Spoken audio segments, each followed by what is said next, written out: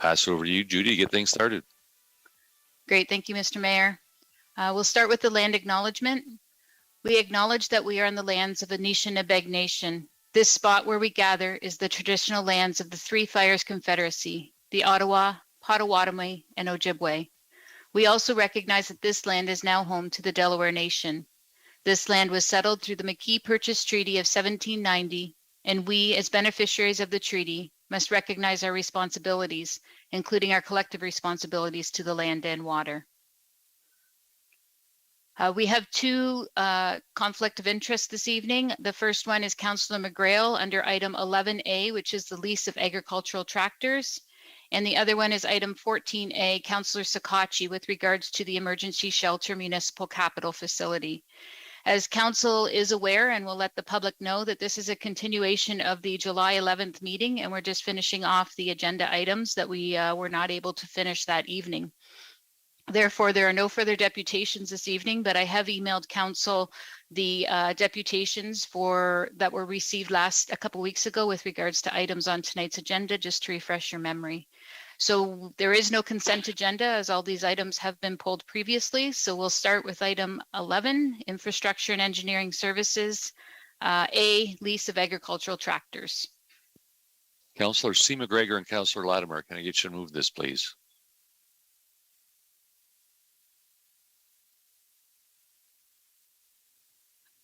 I'll move that, Mayor Caniff.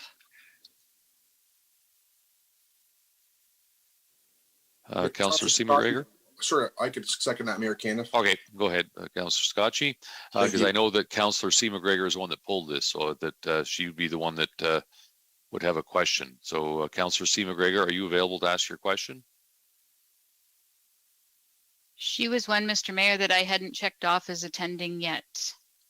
Okay, because she was the reason we pulled this. That's right.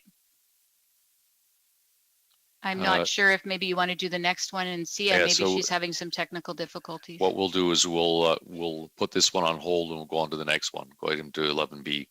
Okay, 11B. She's actually just logging in. Sorry, Judy. Okay.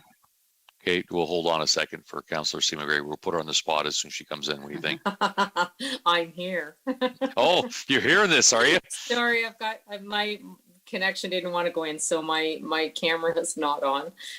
So 11A is on the floor, and you had a question about the lease of agricultural tractors. Yes, actually, I did, and I just wanted to explain why we would, at this rate, why we would lease the tractors and why we would not purchase the tractors for our fleet.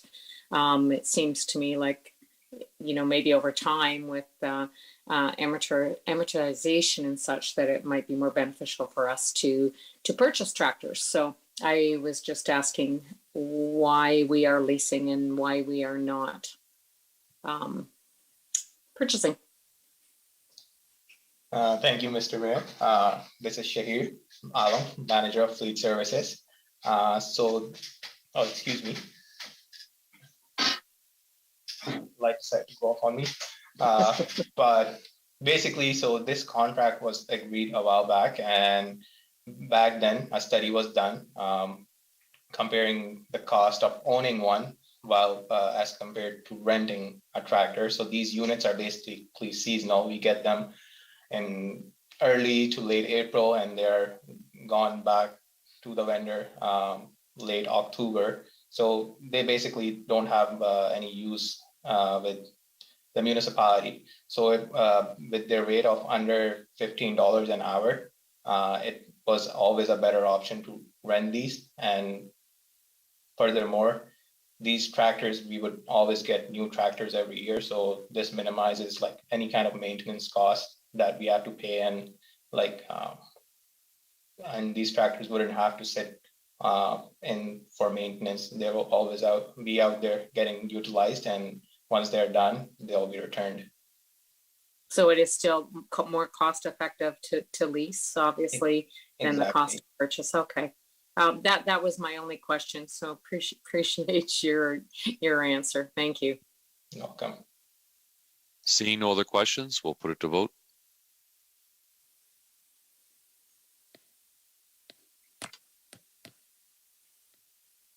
I vote yes. It won't allow me to vote. Okay, thank It's, you. it won't allow me to vote either, Judy. Okay, 1 second. Yeah. We'll just get it restarted. Everybody seems to be frozen. 1 sec.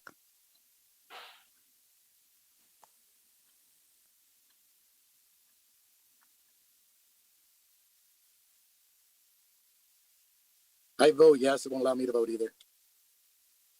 Okay, it looks like it might be up again. Can we try again? Here we go. Better.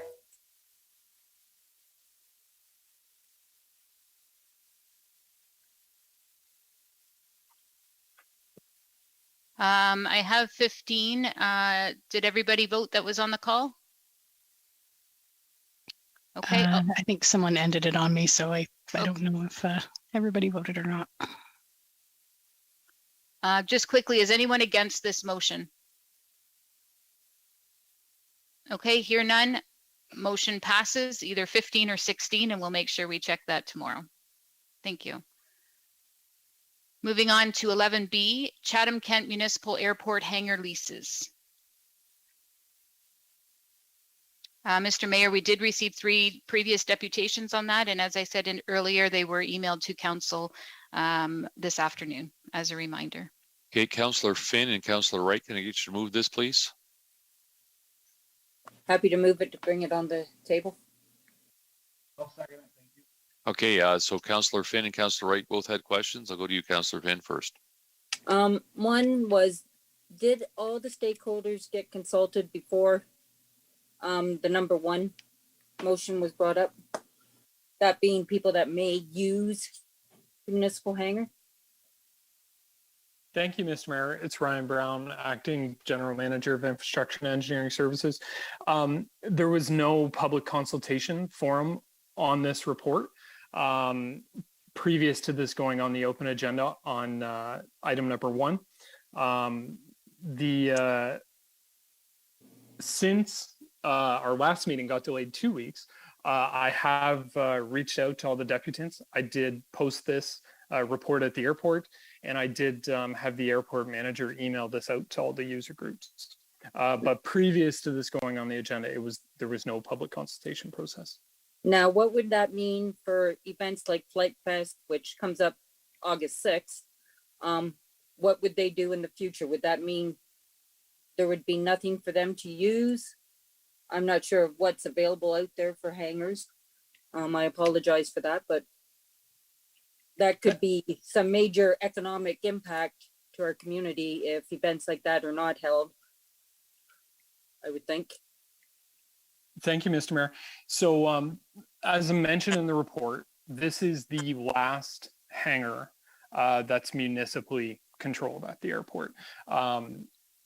Up till 2 years ago, there was 2 hangars that were under municipal ownership, and one was leased last year, and this one's before you tonight. So an event like Flight Fest that's coming up has always utilized this hangar as part of the plans, because that is a facility that we have available to us.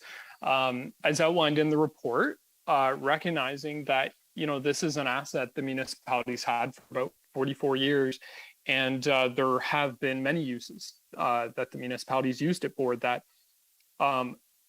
I would say are not going to be able for us to use as a municipality. However, one thing I do know about the airport community is that it's a very strong bond and very tight connections out there. And I know the proponent who is looking to lease this hangar is interested in public opportunities. One of the things they're doing in the other hangar that they lease is opening a cafe to the public. And so, in an event like Flight Fest, that would be out of our control to plan an event inside that hangar. But that isn't to say that there wouldn't be private public partnerships on an event like that. It would not be a guarantee to use. Now, Flight Fest is also outside event. It's not just in that hangar, but it would be no longer on the table as a guarantee to use for events going forward.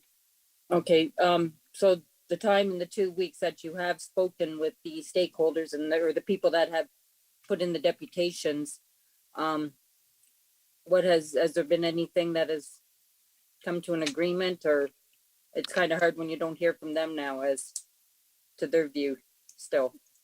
Yeah, thanks for the question. So I did hear back from a handful of individuals from the airport. Unfortunately, the Airport Administration Advisory Committee was unable to meet with me in these 2 weeks between the meetings. But some of those comments we received from airport users are consistent with the drawbacks that I've indicated in the report. That events is one. We are not going to have control of a large open municipal space anymore. There's concerns about that. There's concern about the future. As mentioned in my report, that there has been some talk in the past about getting commercial service at the airport. And in some of those contracts, they may want a facility to park the plane in between runs or something. So that may not be available to us. So, from these few people that I did hear in the interim, these are I believe the feelings are listed in my report on these items about transient aircraft, events, de-icing in the plane, and people awaiting repairs or parking overnight. These are services we are going to lose control of. Not saying that the private community wouldn't help and offer these services, but they would be out of municipal control. But there was, in my opinion, there was nothing new that is not already included in this report. Okay, thank you. I'm just wondering, when it comes time to vote, if we could split these into two, if that's possible. We will do that. That's it. Councillor Wright, followed by Councillor Oche. I had some of the pilots call me from out there. I know I used to have an airplane out there. Councillor Wright, we can't hear you very well. I don't know that you'll need to get closer to the mic or something. Hear me now? Hear it better? A little better. Okay.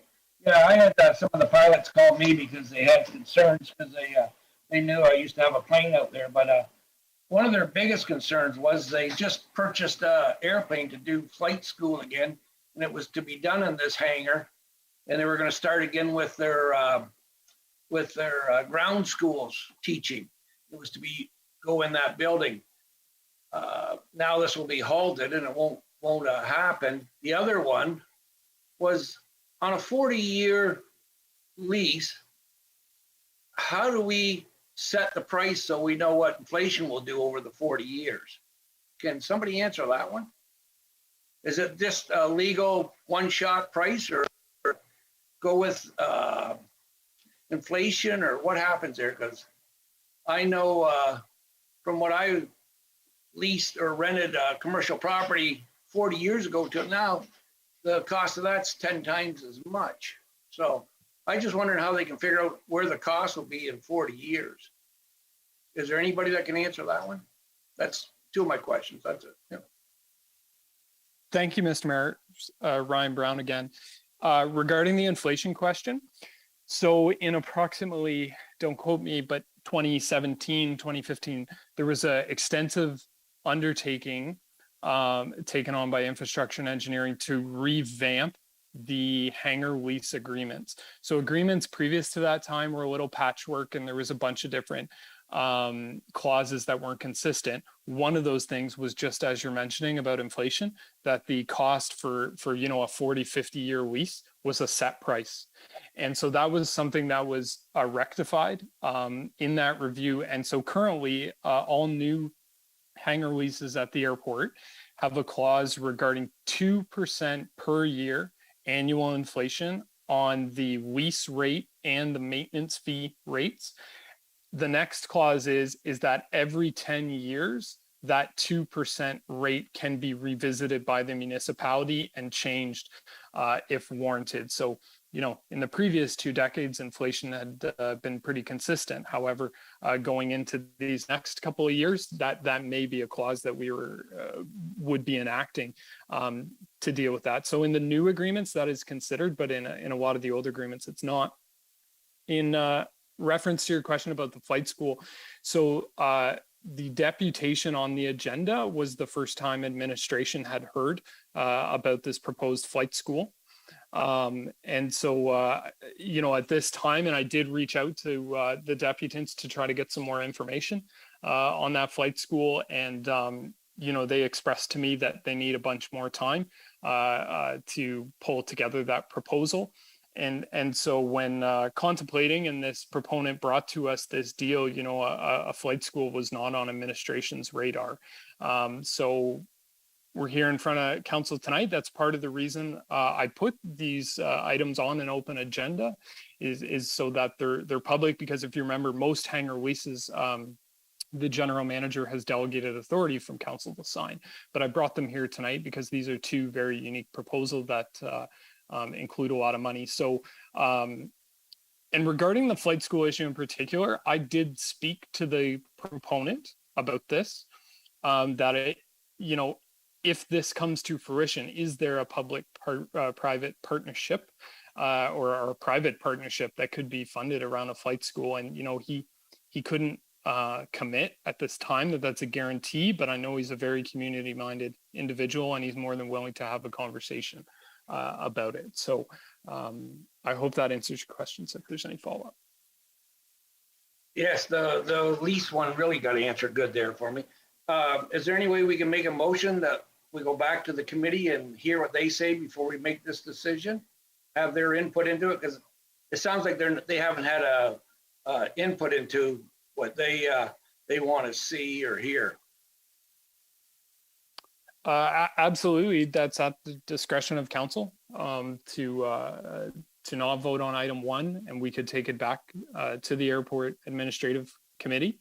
I would, I don't know the answer, but I would warn council that this is an offer he's made, and if we not approve tonight, I can't guarantee that it's on the table in the future.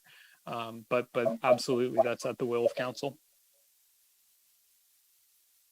Okay, well, I'd make a motion if I could get a seconder that we refer it over until the talk to the airport committee.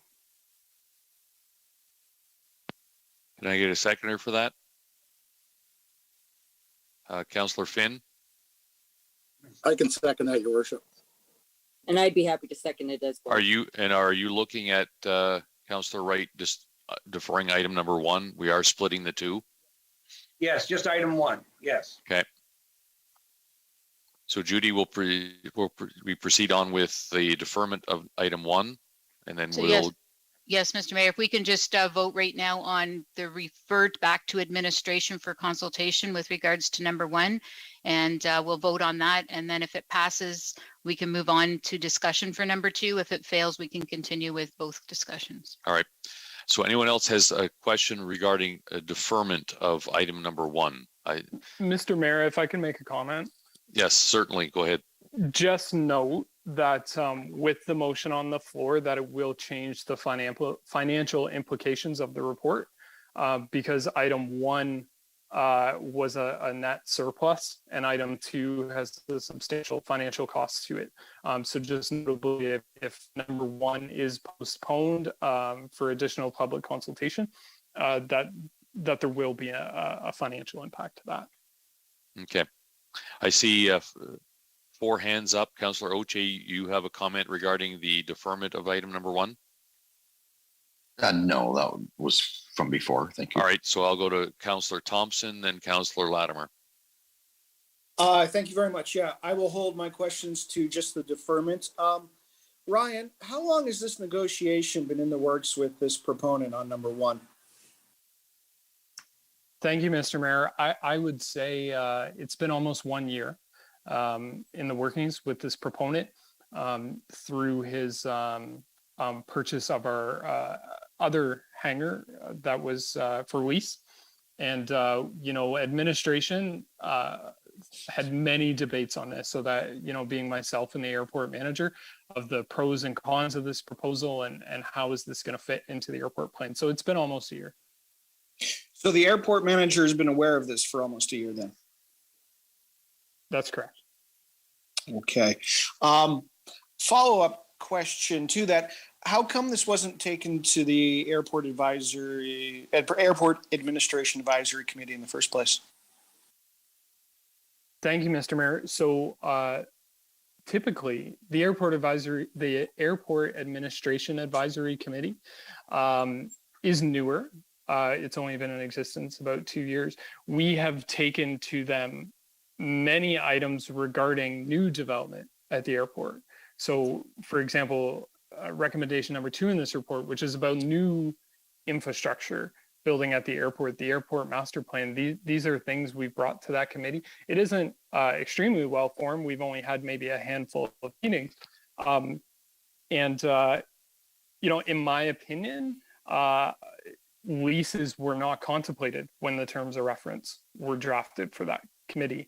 And, this hangar, which I would say on the average day is pretty low use. Maybe I underestimated the impact of this hangar on the airport user group. I felt at that time no need to bring a lease as we haven't in the past. No other lease has ever gone to this group or been consulted on with the airport in general or brought to council. So generally, it's kind of, from hearing it right, it's kind of outside the purview of the advisory committee. At the time of doing this and writing the report, yes, I thought it was. With this experience, maybe that's something we need to rethink in the terms of reference. You know what? Maybe it is going forward, but it's been a year that this gentleman, this company, has been working to make this purchase, and I get the feeling that maybe some of my friends on council seem to think this is being rushed, and I assure you that isn't the case. In full transparency, I have been working with this company for a year, trying to get this deal moved forward. Flight Fest is something this company is very much, there's a proponent, is very much a part of. He owns numerous antique warcraft airplanes, and frankly, he'll be the focal point of Flight Fest. He's working on bringing another, maybe 1 or 2 antique aircraft to the municipality. He does a lot of good work. The whole community is fantastic, as you said. Going forward, I think, and if you'll forgive me, Mr. Mayor, I'm going to go off topic just a little bit here. On the deferral, there is tremendous growth going on at the airport. Are we all out of space? Is this a matter of there is no more space to build hangars if we needed to? Thank you, Mr. Mayor. No, the airport's quite large. Over 400 acres. There is a limit to prime space right by the parking lot and the ramp, but actually proposal number 2 in this report is going to fundamentally change how development can happen at the airport with the new addition of a much larger taxiway. And this is something the Administrative Advisory Committee met about. Let's talk about how do we set this up for more commercial development at the airport and get away from the terminal building and start building down the road where we have a massive amount of space to build hangars. Excellent. The only other thing I would like to add is, if you don't know this space, it's a single hangar that's split into 2 halves, basically. The proponent already has the lease on the one half. So for him, it makes sense to obviously get a hold of the second half so he can have all his planes in one spot. And I would very much be in favor if the other group could get their flight school going, of coming back to council and having a conversation about building a new hangar for them. So I don't think we need to refer this back to the committee. What I think we need to do is go forward and find some new solutions for everybody so that we can honestly make everybody happy in this. So I won't be supporting the referral. I'd ask my friends not to support it as well, and to look forward and get moving forward as quickly as we can so we can achieve all the goals at the airport. Thank you. Councillor Latimer, followed by Councillor Scotchy. Thank you, through the mayor. Ryan, can you address some of the concerns that the people who are challenging this have, most especially control of the apron, parking, itinerant aircraft parking, especially, and de-icing of that aircraft, which I am being told that these things are all up in the air, and this is going to be affected through the leasing of the second half of the hangar. You said that it's been leased out before. Has it ever been an issue before? Mr. Mayor, Sorry, it's Judy. This Yes. really should just be about the referral, and if the referral fails, then those But- questions could be asked, but we but, really should just stick to the motion on the floor. Sorry, Judy? Judy, I was This is allowing part this. of the referral. Yeah, because this is the reason, should we be supporting this or not? Like, just what are the implications if we defer Yeah. it? That's why I'm giving a little leniency here, but yeah, if you could stick to that specifically as far as what are the implications if we defer this? This is, I feel these are the reasons that people are asking for it to be referred back. And I feel that there's no reason to think that the proponent is going to create issues with these. In fact, I feel he's ready to work with any of the other public entities or private entities that want to come in and strike up a partnership. I'm in agreement with Councillor Thompson that I love the idea of a flight school, but reading this report, I don't have any feeling that it's being downplayed or put on the back burner by us leasing this hangar. So I wanted to hear from Ryan. Have these issues specifically apron use and parking and de-icing, have they been an issue when this hangar was leased out prior to this proponent's proposal? Thank you, Mr. Mayor. Just a little clarification. This hangar has not been in its entirety leased out in the past. It was built approximately 44 years ago in conjunction with Enbridge. Now, there have been many planes in this building using it short term, and for instance, and there hasn't been any issue. But one of the things is that space out front, and regarding the control and aircraft parking, that is something that's going to have to be managed by the municipality and the airport management. That we aren't going to be able to park two massive aircraft on the apron and not allow other pilots to get through. So these are things. It's definitely going to be different. It's definitely going to be a different approach, and there's a cost to doing nothing as well, which is we already own this building, but based on a rough number per square foot, like we should be spending $40,000-$50,000 a year on maintenance of this facility. It's in need of some repairs, and so just to bring that to council's attention, that there is a cost to doing nothing as well, which is the life cycle and upkeep of this rather large building, which in my opinion is an underutilized asset for what it is, and for what this proponent is suggesting to use it for. I agree, Ryan. Thank you. Again, you said it. We have to do things differently to expect different results. And I think this is another example of right-sizing our infrastructure, and it is an opportunity to grow. And I don't think, unlike the people who are reacting in fear, I don't see any reason with whatever they're trying to propose that it can't be brought along in collaboration with the two recommendations you brought forward to us this evening. So I will not be supporting this referral, and do look forward to getting to our main vote, getting this through and on the runway. So to Councillor speak. Sakashi, Thanks. I saw your hand come down. I assume that your questions were answered. Just confirm. Yes, Mayor Kenneth. Thank you. Most of my questions were technical of nature, so I'll wait to see what happens here before I ask. Thank you. All right, with that, we'll put the motion here to refer back to administration to vote.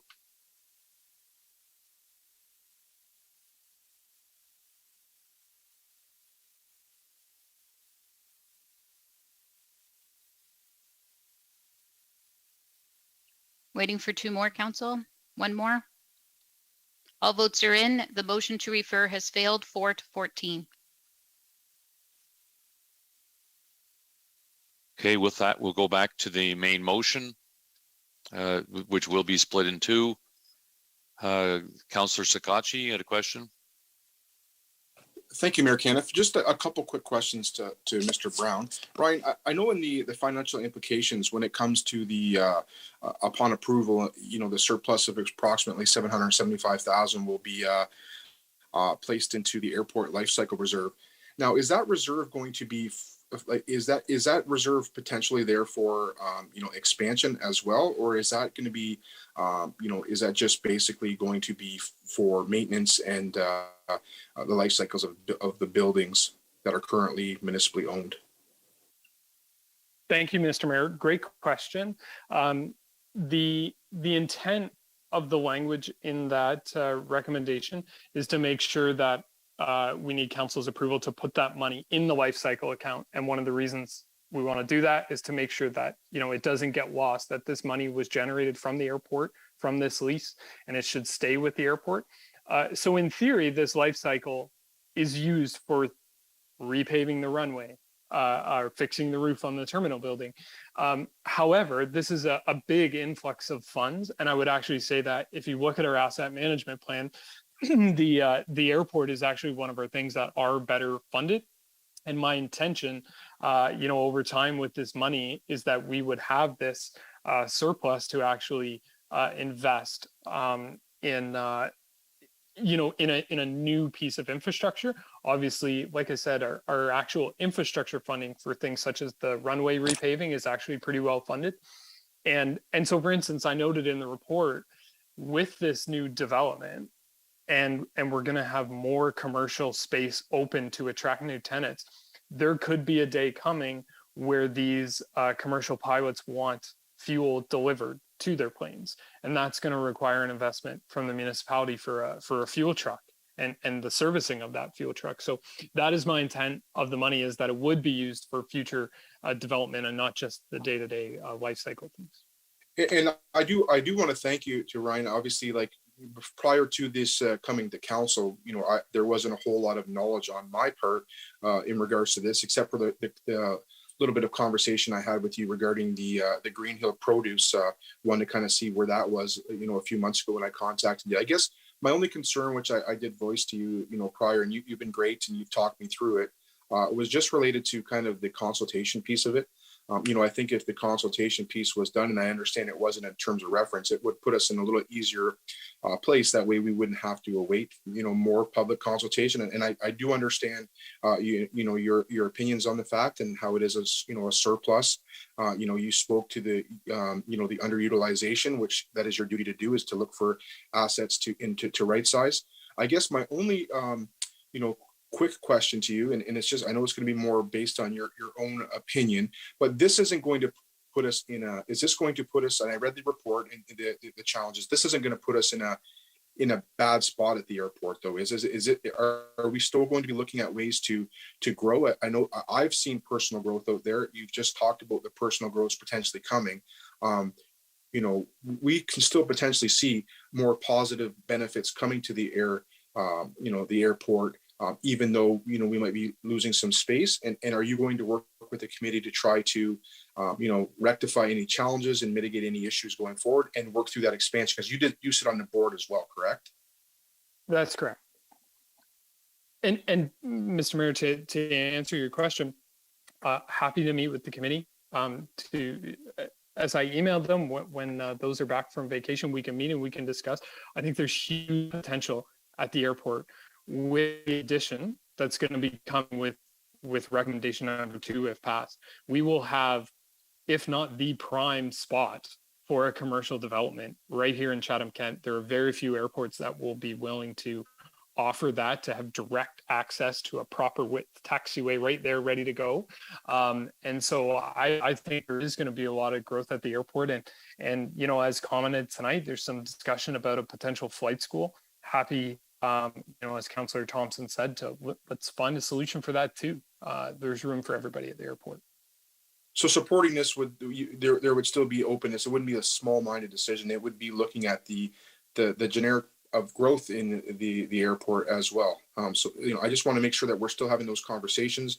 I know that people that have the planes there on both sides, of people that support this and who maybe wanted to take another look at it, their main objective is the positive growth of the airport and to make sure that we're moving in the right direction.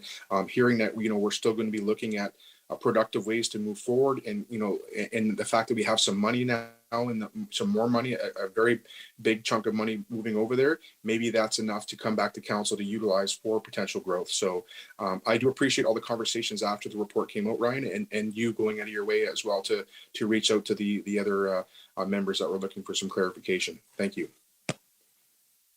Seeing no other questions, we'll put it to vote. We'll vote on item 1, and then we'll go to item 2 after.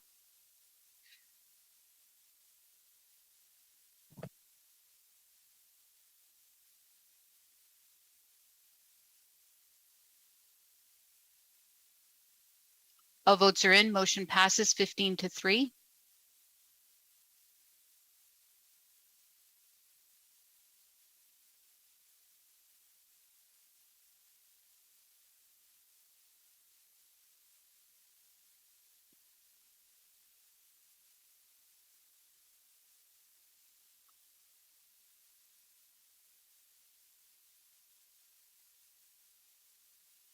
Just waiting for 2 more, council.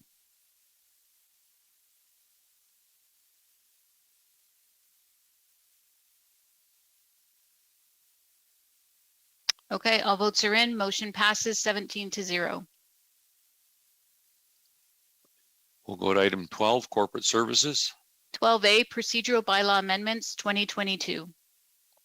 Councillor Harrigan. Hi, thank you, Mayor Kenneth. I would like to move the recommendations, and I also have a third recommendation to put on the floor for discussion that I had sent to Judy in advance. Yes, we'll get that up on the screen also.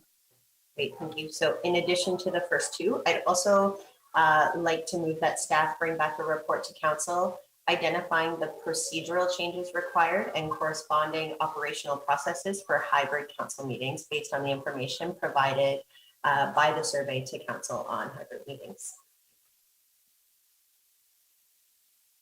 Can I get a seconder for that? Councillor B. McGregor. I'll second that. Okay. So then I've got Councillor C. McGregor. Sorry, Councillor Harrigan, did you want to say anything else before I go on? Yeah, sure. Just quickly, Mayor Kenneth, in the report and in looking at the responses by council, I think that now is a good time to discuss what the potential could be if there are members of council who are unable to attend in person when we return to in person. You know, coming from my own personal position in the healthcare sector, I know that we are working really hard to normalize the fact that if it's a sick day, you take a sick day, but maybe you're well enough to call in to keep yourself informed and advised. And I think that as council, we have an opportunity to, you know, just as a starting point, explore what that would look like, how members could participate remotely if that's possible. And then, of course, what the parameters around that would be. So the report that was shared really did indicate there was some favor for hybrid meetings with parameters around them. So not carte blanche, but certainly the opportunity in my mind goes to health and safety of members of council. Okay, I'll go to Councillor C. McGregor, then Councillor Kirkwood-White. Thank you, Mayor Kenneth. And at first, I would like to ask if Councillor Harrigan is okay with it, that I would like possibly a friendly amendment to number 3. And it would be that the report come back to this council. I don't think it really identifies a time. And I think it's this council that has completed the survey. So I would like to see the information come back. And I believe that all the information should already be in the hands of the clerk. I'd like to see if Councillor Harrigan's okay, if we could just amend her motion to say that the report come back to the current council. Judy, can I just confirm with you that that's feasible? Thank you, Mr. Mayor. I would love to do that. I do have a couple explanations to that. As council well knows, I'm in the heat of preparing an election right now too. Just to explain perhaps the recommendations that are within the report and then what my comments were.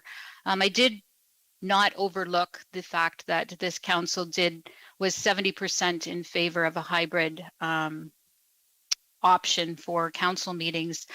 But when I consulted with our ITT and legal department with regards to this report, there are some technical challenges that we currently have with the infrastructure that we have in the council chambers right now. The current equipment is not conducive to hybrid meetings. So just for an example, if we go back into the chambers, as council will remember, although it was a couple years ago now, the voting options were within the microphone system when voting, and it allows the votes to be put directly up on the screen by everybody that was present. If we had some type of dual where there was people online and people in the chambers, we couldn't do the microphone voting to do that. So what IT and I have discussed is that we'd actually have to do this exact Zoom meeting that we're doing now within the chambers so that the people that weren't present could vote. Of course, that's not completely transparent, just because, as you know, from the last 2 years, that when votes come in, we cannot show the public how people voted until the next morning when we close the Zoom meeting, run the report, and then we can post what the votes were. So that was one of the challenges that we had with trying to implement 2 different meetings into one. And the other part is, you know, we're not opposed to that. We just need some time to work with IT to try to find the right software program in order to do that. And another report that you're going to be looking at next is to return to the council chambers in September to start with hybrid meetings. We just wouldn't be able to do that right away. The life cycle system for the chambers is up for next year. And so this would be something that we'd be willing to look at, and why in the report I indicated that perhaps the next term of council, because we only have 5 meetings after this one, it may be new council that would need to look at that, whether it's in a budget for the dollars to be able to do that. And I guess one of the other technical challenges was not this particular council, but council previously in our procedural bylaw asked that all of our votes were recorded and put into the minutes. Not all municipalities that have implemented hybrid meetings have that. So to go with only one system, and then actually I could call out to the people that are on the call, but if there's no limits to, you know, if somebody's sick or on vacation, we could have 6, 7, or 8 people on the call. So it was really the technical challenges that we need more time to work out, and the costs that might be implemented with that. We are on a new system called eScribe for our agenda and minutes. That's going very well. There is an application that has that type of system for voting, but just something that we just can't implement that quickly, again, with trying to get an election organized too before October. So. And so Councilor McGregor, just to confirm that you're not looking for it to be implemented, you're just looking for the report itself. I'm looking for the report itself, yes. So Judy, would you be able to? I wasn't looking for it to have to be implemented. I was looking for the report to come back to the current council. Yeah, and I understand that it would just be timely for me to try to get a report drafted before the end of the term with the election on my hands. But if that's council's wish, I can work through that. Councilor Harrigan, you consider that a friendly amendment? Yes, that's friendly. All right. And I have one other item with this obviously not being with the technical issues that are happening. And I don't know if this needs to be added as a number 4. I'll let Judy decide this, but I see in the report that administration is not recommending the proxy voting system. So I would like to have that added back in to initiate the proxy vote system, which might help a little bit if somebody can't be in there but can designate somebody else to carry on their voting if they are not able to call in because we do not have the system at this point. So Judy, I'm not sure how that needs to happen, but maybe you can just maybe you can give me some suggestions to thank you, Mr. Mayor. How to initiate proxy voting system. This would be something that would take a lot more research. I would have to lean on legal in addition to this. This is not something that I've heard a lot of municipalities have implemented the proxy. So if it was a recommendation just to go back and maybe bring that back as part of the report, that's definitely something that we'll have to do more research on. So what happens, and I guess, so there's absolutely no means we go back to the council chambers and you're not well enough to go to council, or maybe I guess we come to council sick. Is that like, I'm just trying to find an even ground here where we can still participate. Is it only the electronic voting that's the issue? So a few things. If we returned to the council chambers and as I'm proposing right now, we would just go back to how we did it 2 years ago. And that would be correct. If you were ill and you were unable to attend, you would not attend as you didn't before. The proxy vote is something new that's been implemented. Again, needs a lot more looking into if that is something that council was looking to do. And then for the hybrid, the technical issue, that is the biggest issue right now is the technology that we have. Yes. So if we decided not to use that voting system and went back to what we did before, or it's a vote that is included in the next day as we're kind of doing now, we don't, it shows our votes right now. It doesn't show who voted which way. So if we eliminated that process of voting in front of our desk, then could we not have people, if they had a situation, be able to call into the meeting and be asked for a verbal vote moving forward? So as indicated before, we would just run the Zoom meeting that we're doing right now. And many of you would be at your desk in the chambers on this Zoom call and going to vote that particular way. And then if 4 people were calling in, they would be in the Zoom call and it would all come up. I would not be able to share it on the screen, however, because we can't share it through the Zoom just like now. We would be able to see it afterwards in the minutes for sure. So that would be what's different. The only other thing in the chambers right now, we only have one camera that focuses on the overall council chambers. It doesn't rotate to different people. So if we were having that, we would have that on the screen, and then we would have different people's heads on the screen if they were calling in, and that would be separating the 2 screens in which we'd lean on IT to figure out how to implement that.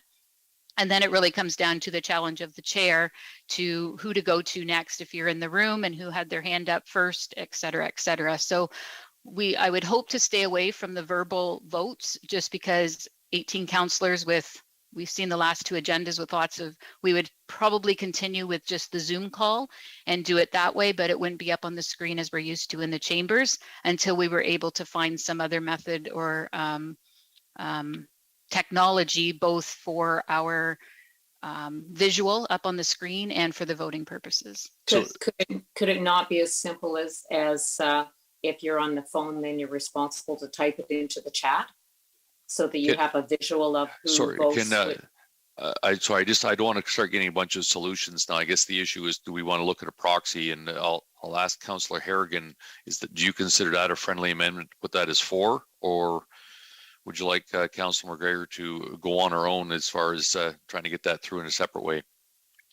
I'm understanding that the idea would be a report. Sorry, Councillor McGregor, were you asking for it to be the report include proxy voting or just straight proxy voting? And I'm happy understanding what they need to do. I'm happy to have it included in the report.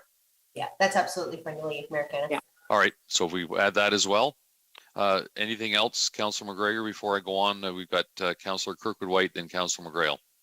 No, you can go ahead. Thank you. Okay, so we'll draft that. If Councillor McGregor, if you do see a problem with, I'll come back once that gets on the screen just to confirm. So Councillor Kirkwood-White and then Councillor McGrail. Thank you, Worship. I see that administration has incorporated some of the changes that we have been practicing over the last 2 years during the pandemic while on Zoom. I do like the option of video presentations by constituents, if that could be incorporated into the report as well. I do also like the fact that administration is recommending that we not have a proxy option. That goes contrary to the previous discussion, and that they're also recommending that we come back to council chambers in September. I think it's time to get together safely if possible. Thank you. Councillor McGrail. Thank you, Mayor Kenneth. I just wanted to say that last Thursday and Friday, I had the opportunity to get together with my SWIFT group. And I kind of took a poll and talking to each of the municipalities there, and they're back. They're back in council. And they do have hybrid models that they're using. So I do agree with that. But, you know, there was perimeters around those, as in if you're sick or if it's bad weather, but not the piece of, you know, if you're away on vacation. And I agree with that too. I agree with the wellness and the health piece. But I think there's got to be a limit, and we need to put those perimeters. You know, being away on vacation is not is not an option for a hybrid and to jump on that way. So that's all I have to say. Thank you.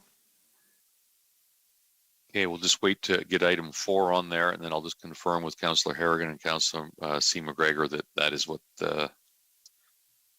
Oh, Mr. Mayor, we added the proxy to number 3 because you wanted it in that report. Is that correct?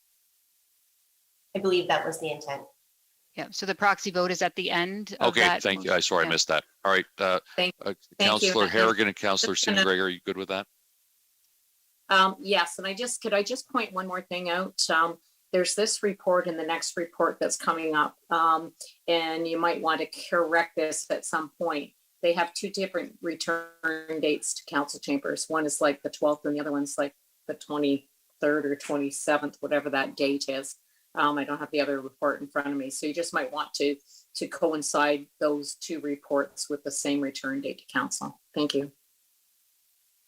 Otherwise, the rest of this is fine, Mayor Caniff.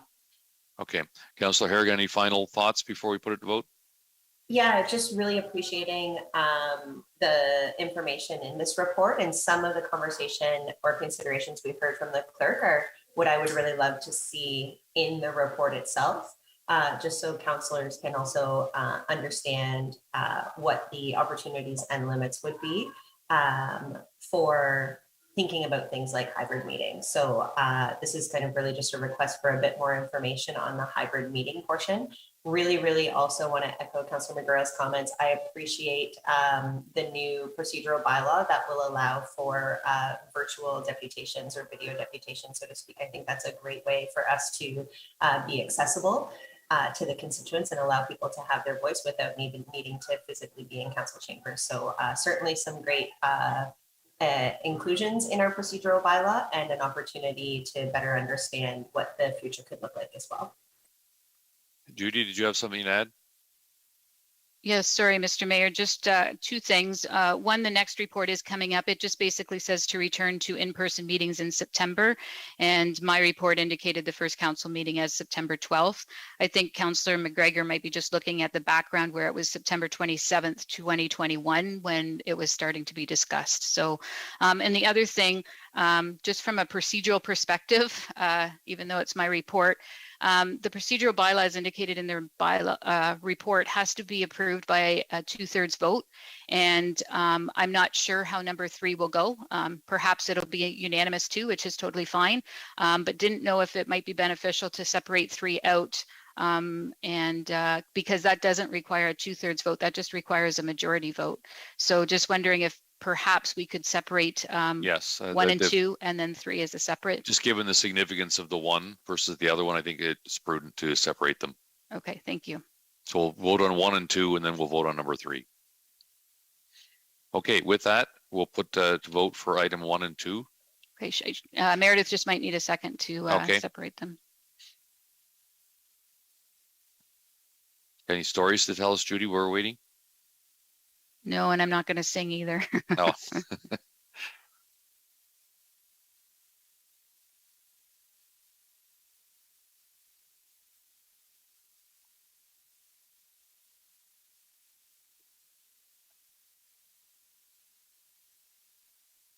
Okay, we're all set, Mr. Mayor.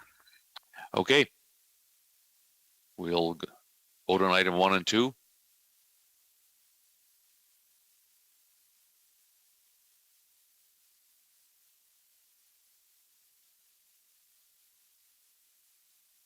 Just waiting for one more. Okay, all votes are in. Motion passes 17-0. Councillor Pinsnow, is that you? Yeah, I didn't have an option to vote, but I was voting yes. Okay, thank you. Motion passes 18-0. Okay, we'll vote on item 3.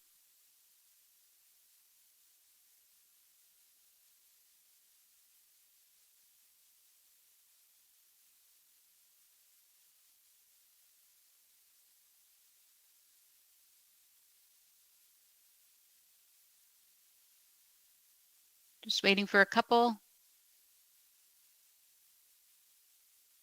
My vote's yes. Thank you. All votes are in. Motion passes 18-0.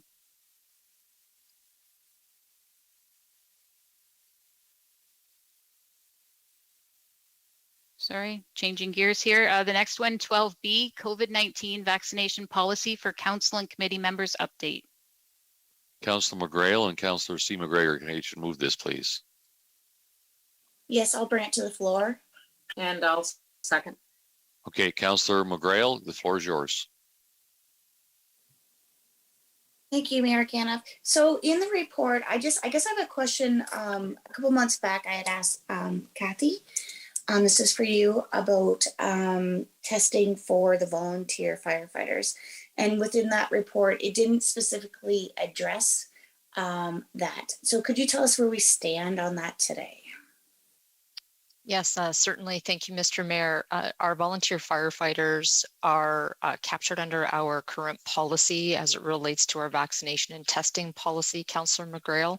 So, and our policy is still in place in terms of the requirement to either obtain vaccination or to obtain a rapid antigen testing in lieu of that. And so our volunteer firefighters would still fall under that category. Okay, do we see anything in the near future changing on that stance?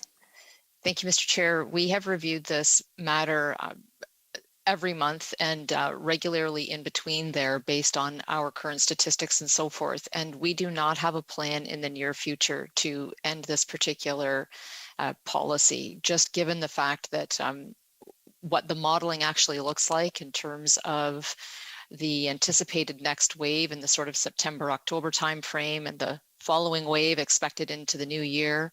My colleague April Redyke may also wish to comment on that as we move through this report. But so given those things, it's not our intention at this point in time to change that policy. But as I mentioned, every 4-week cycle, Councillor McGrail, we are doing a review of the policy at the executive management team level to make sure that it's still an appropriate policy.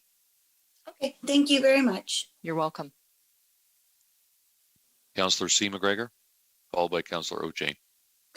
Thank you, and I think probably what Ms. Hoffman just said might cover my question.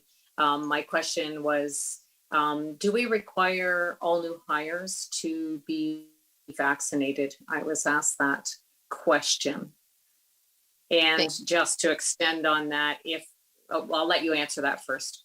Sure. Yeah. Thank you, Mr. Mayor. Yes, Councillor McGregor, our new hires are required to be vaccinated. Okay. So how does that apply to our new to committee structure going forward when our new members change in the new year? Through this policy, would it be required that committee members then also be vaccinated, new committee members? If you're meeting on municipal properties, Councillor McGregor, then you would be required to have vaccination. But if your committees that are meeting virtually all the time or not meeting on municipal sites, there would not be a requirement for vaccination. Okay, thank you. You're welcome. Okay, Councillor O'Jane. That was actually my exact question, Your Worship. Thank you. Okay, and over to Councillor Solomon. Thank you, Your Worship. I want to first point out that I have absolutely disliked having these meetings like this over the last 2 years. So before I make any further comments, I want to make that clear. However, from March 2020, we relied on the advice of the Chatham-Kent Medical Officer of Health, Dr. Colby. And the steps that we took and the reports that came to us were in conjunction with the medical doctor, Chief Medical Officer of Health, Colby. We have a new Chief Medical Officer of Health. I don't see his participation anywhere in this report. And that gives me concern. Why wasn't he consulted, and why hasn't he signed off?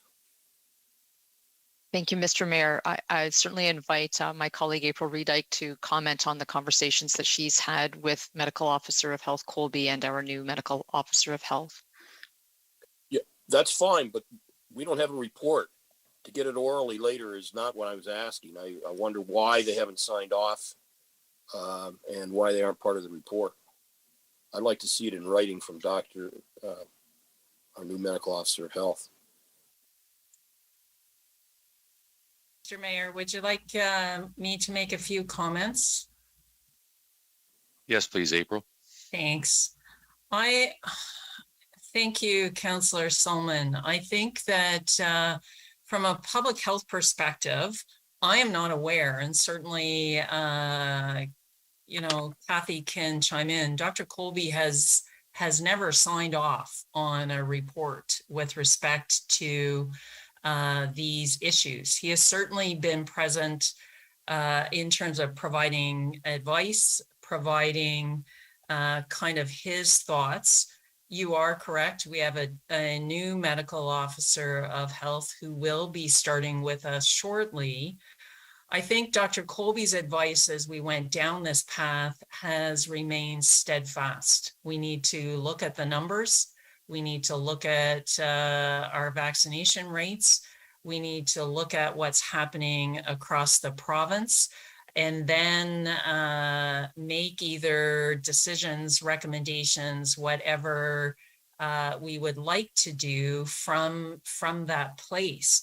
So certainly right now, there are no public health measures in place in the province of Ontario other than for long-term care homes and retirement homes. They have a significant number of public health measures that are still in place. Outside of that, it is up to the organizations or councils, municipalities to determine whether or not they would like to have further measures in place in terms of dealing and addressing COVID.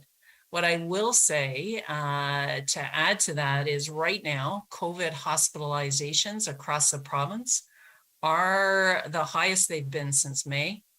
And while that might not seem like a long time ago, in the scope of COVID, we kind of go week by week and are following what's happening on that weekly basis. New COVID outbreaks in long-term care homes across the province have doubled over the last week. So it is distressing to me as certainly a public health practitioner that we are seeing a number of people really firmly believe that COVID is over. It's not over, and certainly all of the modeling shows that we will have a wave in the fall and a wave in the spring, as Kathy has already mentioned. We have a number of outbreaks in Chatham-Kent this week, specifically in a number of our long-term care and retirement homes. Our numbers of COVID have been pretty stable over the last month in terms of our number of positive cases, but certainly our vaccines, and I've said this many times, remain low. So I know that that doesn't specifically kind of answer your question, Councillor Solomon. Certainly, Dr. Colby has been a part of providing guidance to myself. I bring that forward to the executive management team. Dr. Kangas Warren will do that as well as we move through these next waves of COVID.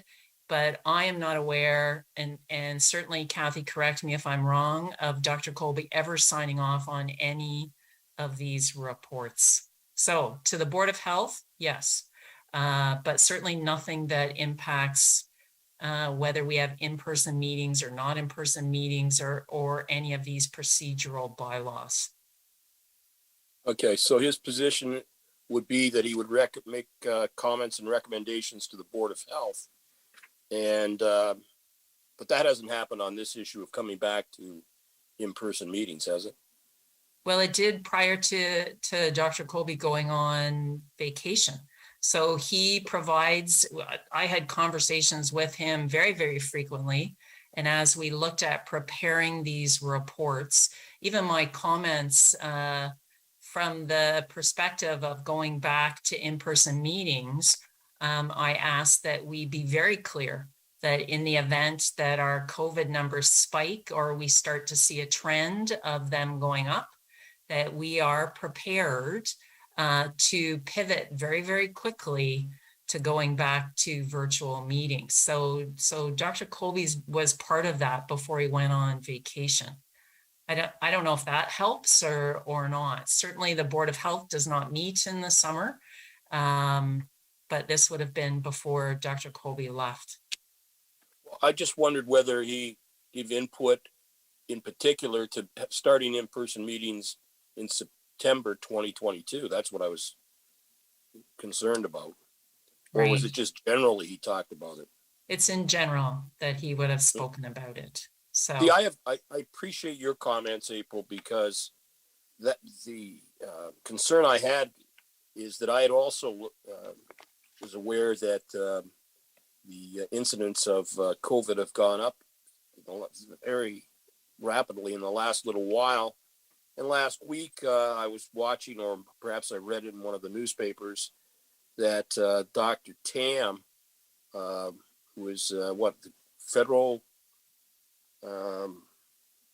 Chief Medical Officer of Health for Canada, is that her title? But in any event, yeah, she had made the comment that the most recent variant is the most contagious, and that their modeling is predicting a big step up in infections this fall, which I guess you've confirmed. So I'm just very cautious about this, and I wanted to make a decision based on medical evidence, and I just am confused as to what the urgency is to go back to live meetings. I mean, and that we can't wait until we have a better feel for the what we know is coming this fall. I'm just perplexed as to, are we making the decision based on emails and telephone calls in an election year, or are we making the decision with fully based on the best medical evidence we had? Now, I appreciate that if the medical modeling and well, I guess it's not going to change. They are already predicting a big upswing in the fall. So that gives me concern. Finally, I did hear comments earlier in the agenda item before that other councils have started to meet publicly, and I get that, but has anybody have any example where a council of 18 people in a cramped space has gone to public meetings, or is it councils the size of Sarnia and St. Thomas and others like that? Does anybody have any? I mean, I don't see that in the report. Is there any evidence of that? We're a little different with a large number of councillors in a small area, and we're elbow to elbow when we're sitting there. Mr. Mayor, it's Kathy Hoffman, if I might respond. Yes, go ahead, Kathy. Yep, thank you. Councillor Salmon, you raised some of the very concerns that we toyed with as well as we were doing the preparation of this report. Maybe for a bit of context, as we were preparing this report, this report's been prepared for a little while now, and it was in preparation. When you read through the note, or the report to council rather, we talk about the fact that based on the current status of the COVID-19 situation in our community, so the modeling at that point in time had not started to trend in the direction that it is now. And part of our intention in this is that I think really almost we look at September as the earliest possible date that council might return, but that is all subject to what is happening with the numbers as we approach that period of time. And if we continue to trend in the direction that April has spoken about and that you've spoken about this evening, then I think coming upon that date, we would not be recommending that we meet in person at that point in time. So it's a bit of a moving target in terms of trying to, council asked us to come back with some, input and recommendations and some update about when are we going to return to in-person meetings. And that's what precipitated this information coming forward. But I think that I'm in full agreement that it has to be provided that it's safe to do so for 18 people to be sitting in a council chambers. And to your question, I don't know out of all of the communities that we've spoken to who have returned, all of them are much smaller councils than ours, 6 and 8 people. So I think it is a very different entity than having 18. Well, thank you, Kathy, and thank you, Dr. Rita. Your worship, my concern is that, well, you've heard my concern. We've been told that this is the most contagious variant of the virus yet. And we've also been told from medical experts that it's ramping up this fall. And I just don't see the rush to, we only have 5 meetings left. I don't see the rush, much as I hate these virtual meetings, I don't see the rush to get back in a cramped situation when we know full well that the modeling shows that the contagion is increasing. So, and the motion that's before us would lead me to believe that we're going to start at the first September meeting. And we may find from the modeling that we meet once and go back again. I just, if it's said later in September, I think we'd have a much better chance at the September, I think it's 27th meeting, we'd have much more medical information. And Councillor Solomon, I did purposely word the recommendation to just say in September 2022. We don't have a specific date at this point in time for that exact reason. And so, given the recent changes, September 2022 might not even be the appropriate date now. Well, okay, then perhaps I should bring a motion to amend the motion to say no earlier than September 27th, 2022. And your worship, I make that amendment if I get a seconder. Mr. Mayor, I think I'm thinking out loud here. I think that that's a different intent, and just because this says September and the other one is a different time. If he put forward October, that would be a totally different one. So I'm thinking that unless it's a friendly amendment, I think it's not enough to, it may be a totally different intent to that one. Well, your worship, in response to that, the motion we have before us does not have a specific date, so it's open to interpretation by administration. I don't think that's what we should leave. Good point. So, Councillor Solomon, what would you ask the mover and seconder to, as a friendly amendment, what would you suggest? Well, if they would, it would be to amend it to say council return to in-person meetings no earlier than September, and I believe the date was 27th, subject to what the clerk says. 26th, sorry. 26th, September 2022. By then, we should know from the both the federal and provincial and local medical officers of health. Councillor McGrail and Councillor C. McGregor, are you good with that amendment? I am. I'd like to keep it the way it is. Okay. Because Councillor Solomon, I think what you're getting at is, some medical advice or something that, we could, I'll toss out another option that may meet both council return in-person meetings in September, subject to current medical situations or something.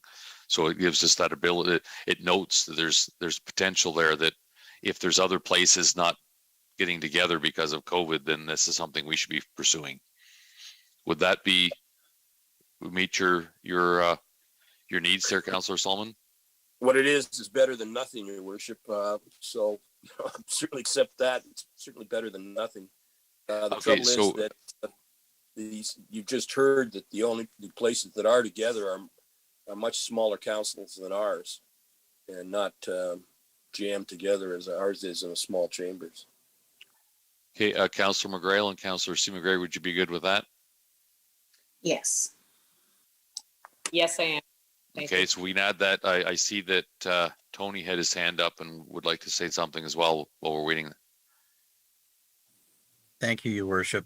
I was just going to suggest, given the changes in the landscape recently, the issues that Councillor Solomon has raised, this matter could be referred back to administration, and we can await further medical predictions as to what the fall may be holding in store for us. And there's no urgency to dealing with the September return, particularly if things should continue to deteriorate in terms of COVID activity and have to revert back in October again. So it may be easier for council to refer it back to us, and we can report back in August as we learn more information about the science related to what's forecast for the fall. So Councillor Solomon, would you want to do that then? Well, I'd certainly move that. I think. Okay, so would you like to put that motion then to refer this back based on what Tony just suggested? So moved. Okay, Councillor Finn, you second that? Seconded. All right, April, I see you pop your hand up. Have a comment? Thank you, Mr. Mayor. My only concern with the August date is right now we have that August 8th meeting. Those reports are for the most part already written. So we do have that a hold, I think, for some other dates, but I'm just thinking that not much is going to change probably in the next short term. It's going to be probably early September that we will really know what we are going to be facing in the fall. And so certainly I just put that out there. That's I'm not sure we're going to know much more in kind of 2 weeks, I guess. Yeah, April, I think the current motion on the floor is to defer this back to administration to assess the situation and give us a better date potentially so I think that kind of covers off what you just said as well. Yeah, and I'm completely fine with that. And we can certainly pull lots of the information around what the modeling's looking like and what that will happen. I just was worried that we were looking for that August 8th date. So no, the current motion is just to push it back to administration to figure something out. Councillor Hall. Yeah, thank you, Mayor Kenneth. But just a quick question, and I think this goes to April.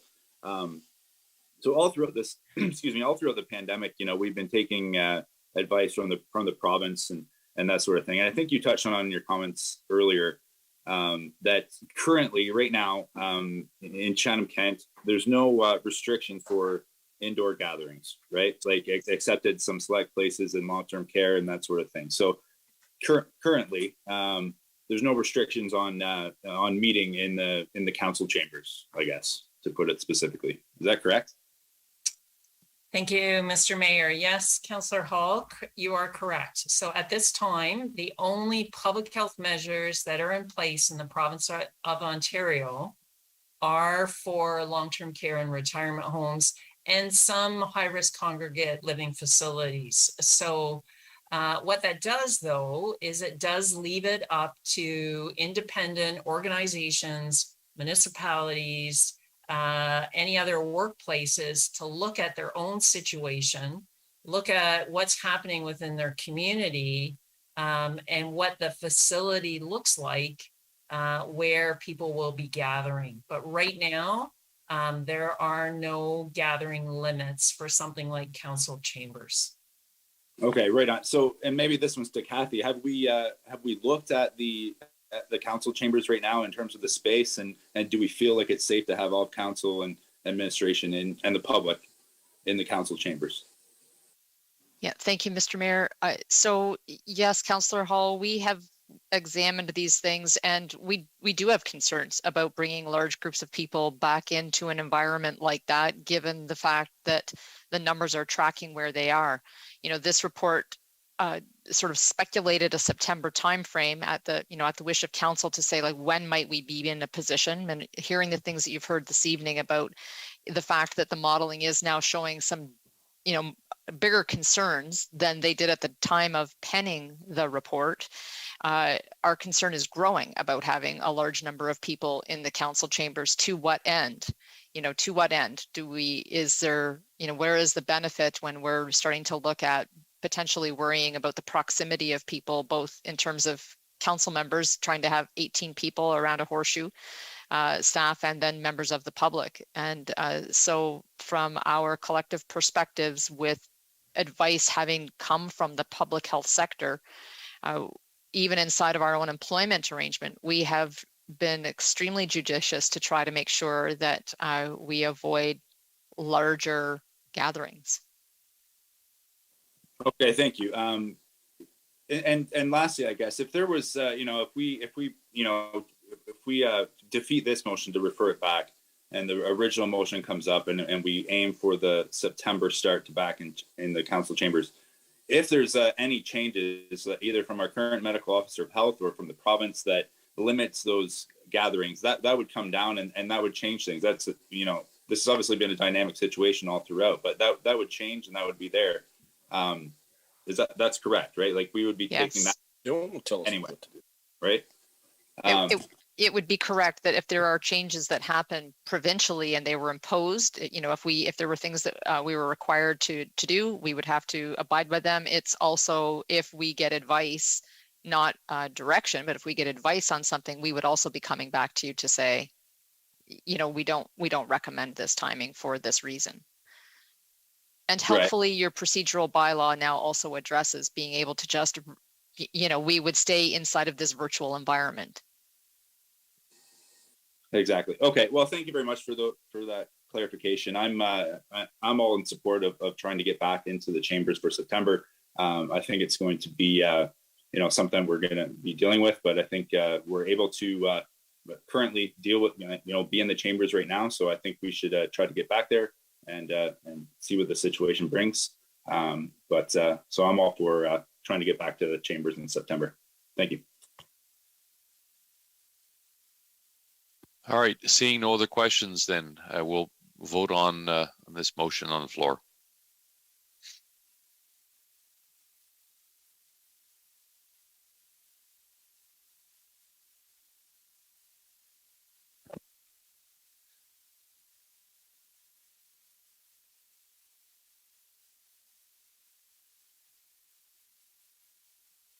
Council, we're still waiting for 2 more votes.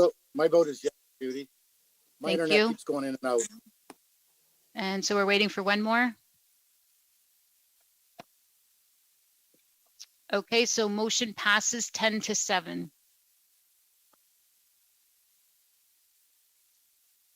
Okay, with that, we'll move on to item 13, community development. 13A, result of the request for proposal number R22-215, a framework for woodlot preservation. Councillor Hall.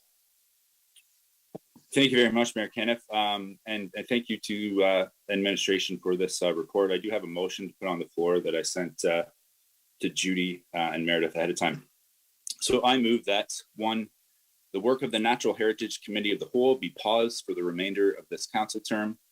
2, staff be directed to bring an information report and presentation to the new term of council, summarizing all of the work and information to date on the natural heritage topic. This report and presentation will be made before the end of 2022. 3, an election of the chair and the vice chair of the Natural Heritage Committee of the Whole take place concurrently with the aforementioned report and presentation. And 4, staff be directed to include a link to all of the information related to the natural heritage work on the 2022 municipal election candidate page. So if I get a second here, Mayor Kenneth, I have a few brief comments as well. Councillor Thompson, will you second that? I will second it, yes.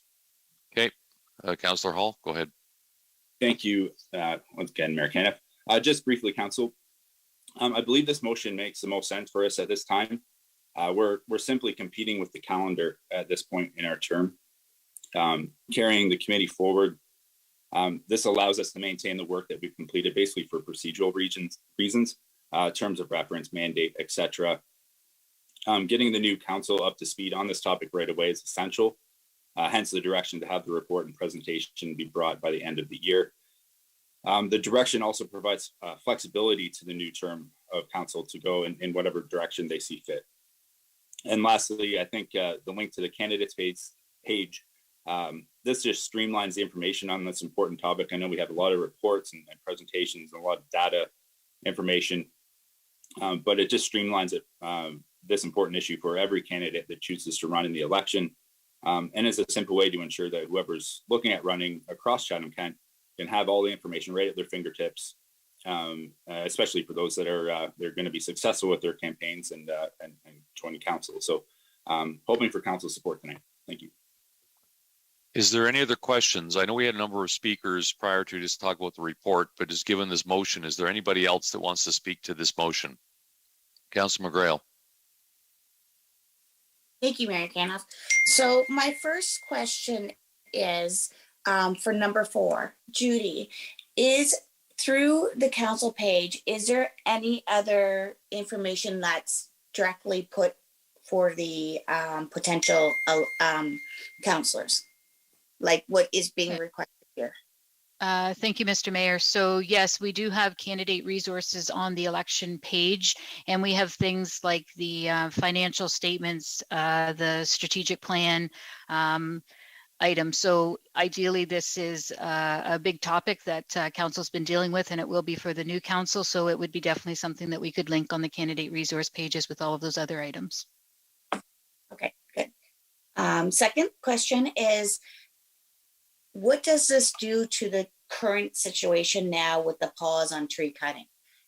Is that still, that bylaw still in effect, or does it go? Is it now gone, or how does that clear that, or what happens to that existing pause on clear cutting? Thank you, Mayor Caniff. This is Ryan Jocks, Director of Planning Services. At the March 28th council meeting, council amended the clear cutting bylaw to remain in place until such a time as a new strategy or framework was completed. So the ending date for what was a temporary bylaw was removed. That bylaw, for all intents and purposes, is currently a permanent bylaw at this time, so it would remain in place. Okay. Number 3, I see nothing in here to address the issue of today and not, going out with the RFP and not getting any responses. That it does not address that at all. And I think we need to maybe, well, we're putting a pause on it, I guess, so we're not gonna bring that out. And I guess that's a new council's decision. So that's the only thing I have on that it does not address the lack of responses. But okay, thank you. All right, seeing no other questions, then we'll put it to vote.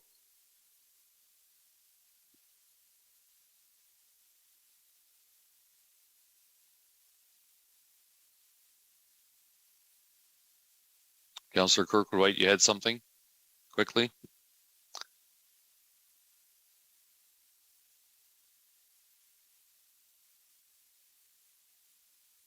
You're on mute.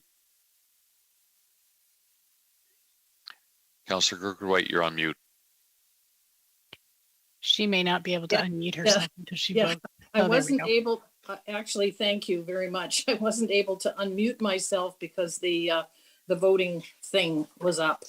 But I did have a couple of comments that I'd like to share that are not necessarily completely my words. And if I'm able to do that, I would like to do that now. Yeah, as long as it's regards to the motion, go right ahead. Well, it has to do with the framework. Does it have to do anything to do with the deferring this? Like the basically this is saying defer it to the next. It does not. It's just comments that I would like to share with regard to the framework. So if you want to vote first, and then I'm able to speak after. Well, yeah, yeah. We'll vote now. Okay.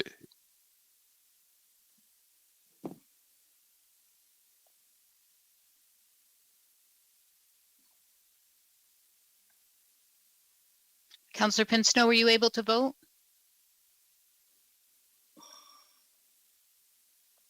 Yes, I voted yes, Judy. Okay. All votes are in. Motion passes 15-2. Okay, Councillor Kirkbride, if you can be brief, I'll allow you to make those couple of comments. Well, I'm not likely to be brief, but I'll do my best. But thank you for the opportunity. As I said, these comments are not necessarily completely mine because I have talked to a number of people, and it is just related to the work that will take place when we reconvene on this particular subject. Council members actually received a copy of a recent article which appeared in the July issue of Farmers Forum entitled "Stop Worrying About Trees." The article states that the Department of Natural Resources counted 858 million acres of trees in Canada, but when it recalculated tree cover, thanks to improved satellite imagery, it found an additional 36 million acres. And while the article speaks to the national situation, it does not speak to the local situation. I acknowledge that there were no deputations from local environmental groups. So having not had as much experience in the agricultural sector as some would like me to have, I suspect that our municipality will want to ensure that best management practices for woodlots, just like cropland, will be incorporated into whatever framework we eventually adopt for woodlot preservation. And when we plant trees, let's ensure that we plant the right trees in the right place to support local biodiversity, reduce the extent and severity of flooding, and reduce the urban heat island effect, which are locally derived benefits. And I want to thank the people who shared that information with me. I'm on a constant learning curve with this particular subject and look forward to the deliberations that are going to take place in the new council term. Thank you. Okay, with that, we'll move on to the next item. 13B, Tourism Bike Use Rental Pilot Project Implementation Recommendations. Councillor Latimer Councillor Latimer and Councillor B. McGregor, can I get you to put this on the floor, please? Certainly, so moved.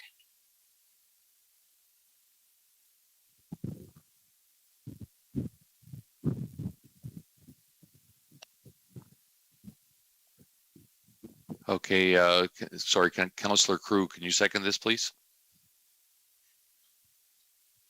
I'll second it. Okay. Councillor Latimer, you had a question. Just had a quick question for Audrey. You gave us a amount of money, but you didn't give us a timeline with regard to what the contract would be. Is it just for a season? Just for 1 year? Actually, no, it wouldn't be. And Andrea McCullough, my colleague here, can answer some of the detail there. But really, the costing that's in the report there covers installing some of the infrastructure needed to have the bike dock stations at various locations across the municipality. So that is the cost for actually having the physical infrastructure put in place. So extrapolating that out, Councillor Latimer, and we would be looking certainly in terms of any agreement with Demon Electric and Ride, would be looking for a contract that is probably a minimum of 3 year period, potentially up to 5. So I'd invite my colleague Andrea McCullough if she would like to add any detail to that. Thank you, through you, Mr. Mayor. Thank you for the question, Councillor Latimer. The implementation would be dependent on the agreement being reached with Demon Electric and Ride. They are asking for a exclusive contract for a period of time to be negotiated with us so that they have the opportunity to recoup their startup costs for the RIDE program, which is the app enabled rental program. The implementation for the in-person rentals would be dependent on Demon Electric's negotiations with specific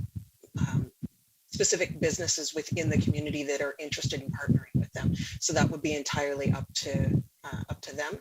The costing included in the report, as Audrey mentioned, is for the installation of the RIDE infrastructure required in order for them to install their equipment into the municipal locations. Thank you. The question, I knew it was longer than a season, but I didn't know how long. And I also had people ask me about the dispute resolution. I understand completely the exclusive, exclusivity clause with regard to the business, with regard to what is the dispute resolution going to be, and what happens if we do have the unfortunate experience where things are not being resolved, and are we stuck with a program that causes us perhaps more money or angst than we initially thought. That has happened in other municipalities. So I was hoping we had given that some thought, and with regard to the type of contract we were hoping to negotiate. So through you, Mayor Caniff, if I can answer that, Councillor Latimer. So as you point out, thank you. We're looking for council direction here to proceed into negotiations. So therefore we would require at that point to, open up discussions with the company and then therefore determine what the actual contract would look like. And to your point, what dispute resolution mechanisms might be put in place. In addition, though, Councillor, to your previous question, we have, in terms of the investment that we put in, we certainly spoke with our colleagues in the trails area, and they believe that any infrastructure, i.e. primarily the concrete pads that would be put in place, could be used for other items. They would certainly see use for those in other areas. So in the event that the bike rental didn't continue beyond the life of whatever was agreed, that there would be other uses for the concrete pads and the infrastructure there. So we were clear to check that information with them. Thank you for the clarification, Audrey. I'm very pleased to see this go forward. So good luck and let's get cycling. Thanks very much. Bye. Councillor Scotchy. Thank you, Mayor Ken. Just a quick question to the tourism team. I did read through the report and I greatly appreciate how extensive it was. But just in a couple sentences, do you feel that this is going to be something that is going to be utilized in our community? I know that the cost associated with it isn't definitely not extreme by all means, especially with the potential for a grant. But do you think this is going to be something that would be well utilized in your navigation through our community? Through you, Mayor Caniff. Thank you, Councillor Sakachi. That's a great question. We've certainly discussed that as a team. We do believe that there is potential to, that there is interest in cycling infrastructure, whether it be by, pedal bike or by e-bike.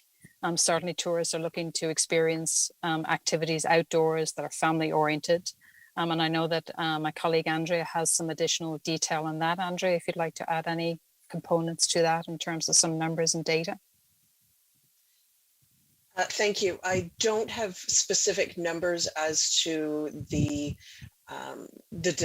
demand here in Chatham-Kent, because that has not been part of our research. However, cycling tourism in general has demonstrated an increased use throughout COVID and is anticipated to continue to grow as people are gearing their pastimes more towards outdoor activities, healthy lifestyles, and additionally, the cycling tourism has shown that it brings additional money into the economic impact of communities.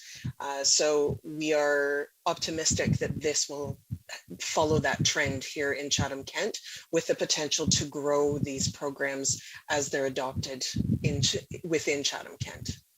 Yeah, thank you. I guess my clarification was only, I completely support what you're stating there. I guess I should have phrased the question a little bit. Mine was specifically to the e-bike portion of the question. I do apologize for that. So I didn't, I don't, is that something that's a need in our community? I mean, I haven't heard that. More so that there's so many of them, not so much that being a need. So I just wanted to see if anybody can comment on that, because it's not really stated in the report about is it a need, just kind of the recommendations and why it's there. Through you, Mayor Caniff. Councillor Sakaji, could I just clarify your question is that you're asking if there's a specific need for e-bikes or demand from a... Correct, yes. Yeah. We don't know that. Certainly where e-bikes and in some communities e-scooters have been rolled out, sometimes in the larger cities, but also closer to our community in Windsor where they've rolled out some of these initiatives. It has encouraged people to stay a little bit longer in a community, spend a bit more money. So in our community, of course, with some of the distances and some of the locations where we're proposing to locate some of these e-bikes, you're talking about potentially traveling, distances if you're kind of going into that, along some of the trails there. So e-bikes generally are easier to do that than a pedal bike. Thank you. Seeing no other questions, we'll put it to vote.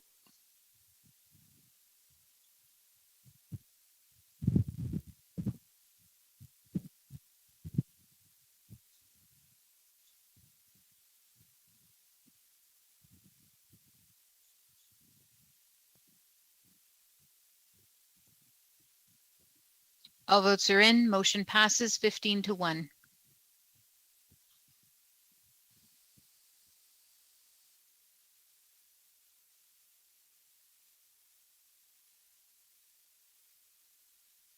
Uh, 13C, motion of Councillor Latimer, building permit fee reduction for Meals on Wheels.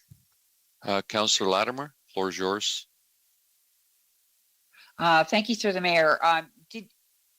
Did you want me to read this whole motion, because this is the 8th paragraph of, as I say, an 8-piece we can just stick with the last paragraph there.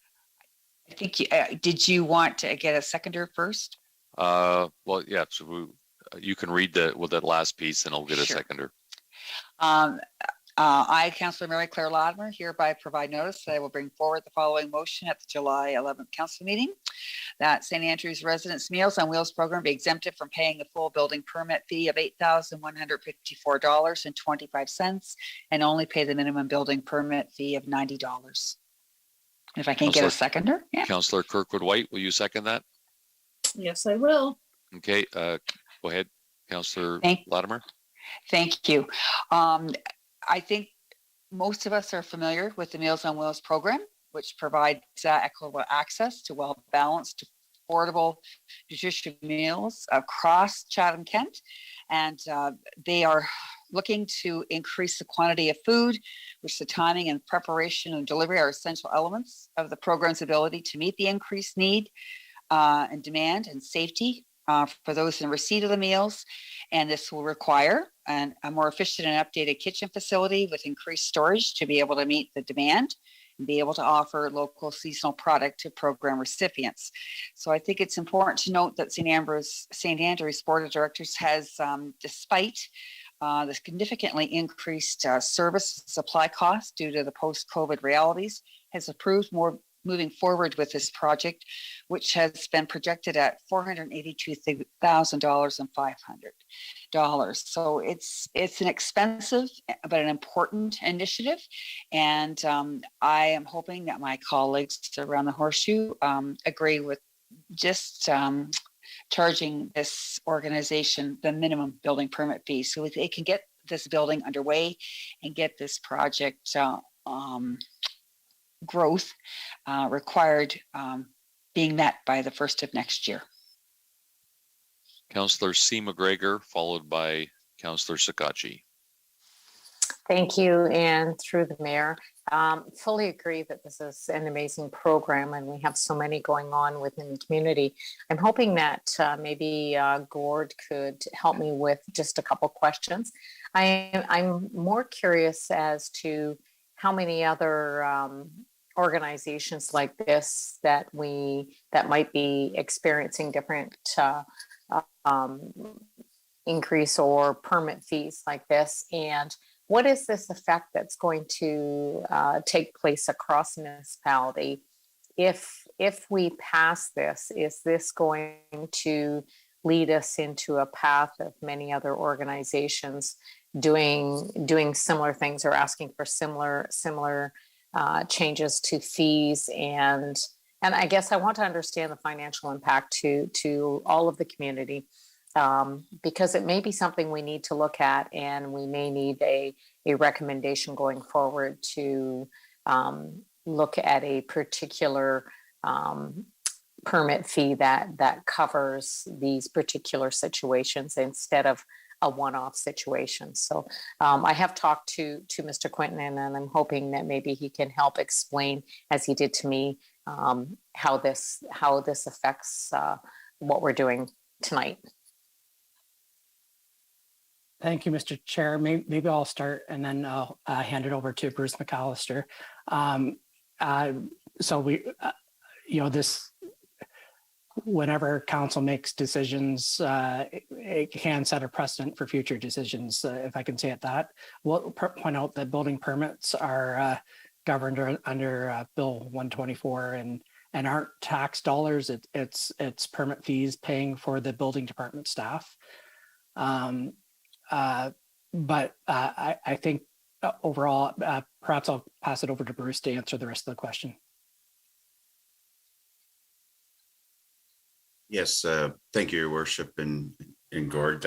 Just to elaborate a little bit, there's been a couple of examples in the past where council has given specific direction to waive a fee.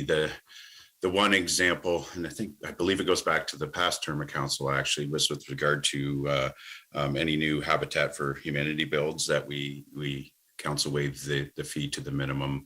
But there hasn't been too many other examples that have come forward. I think the most recent example where council waived a fee was to accommodate the CK letters at the corner of on the Enbridge property, which are now installed since they were essentially taking it on and installing that as a benefit to the community. But those are really the only couple of examples we've had in recent years. So as Gord mentioned, there always is the potential to set a precedent, but we'd always have to get direction from council on the kind of these unique situations going forward. So hopefully that answers your question to some extent, Councillor. Kind of. A little different than the explanation I had from Mr. Quinton earlier, but that's okay. And like I said, it's an amazing program, and I'm happy to see that they're building and expanding and doing as they're doing. And we're having all these conversations, and I think we're getting into CK. Let's talk CK and dealing with growth and our building and our permitting and such moving forward. So I'm thinking that and I will support this tonight, but I'm thinking that as we move forward, that we may need to have a little better in-depth look at that, so that we're not doing the one-offs that maybe when it's a program that is helping dealing with some of our community needs and social needs within our communities, that we are maybe have some different criteria as opposed to when our building permit fees are being issued, so that we can separate those out so that we're not always dealing with one-offs. Thank you. Councillor Scacchi. Yes, same comments essentially, Mayor Caniff, as my co-councillor here. Just the only little level of concern I have is that every time a food bank or a church that would have to file for an application fee for this types of these types of services, they obviously You know, we've seen the reports that Dr. Reedike's team has put out, and the need in the community, how it's, you know, getting greater and greater. We're going to start seeing more of this, and I think it is important to kind of look at these all together if there are aspects that are serving our community, and it's taking away, you know, from the municipality having to put these programs in place. I guess the only question that I have that I can't find through a notice of motion is that obviously St. Andrews is a very multifaceted organization and facility. Is this building permit fee only associated with just the Meals on Wheels program only, and it's not going to be facilitating anything else through that, or is it going to be utilized for the actual residents as well? No, it's just for the Mayor Canada. Did you want me to answer that? Yes. It is specific to the part of the kitchen that deals directly with the Meals on Wheels program.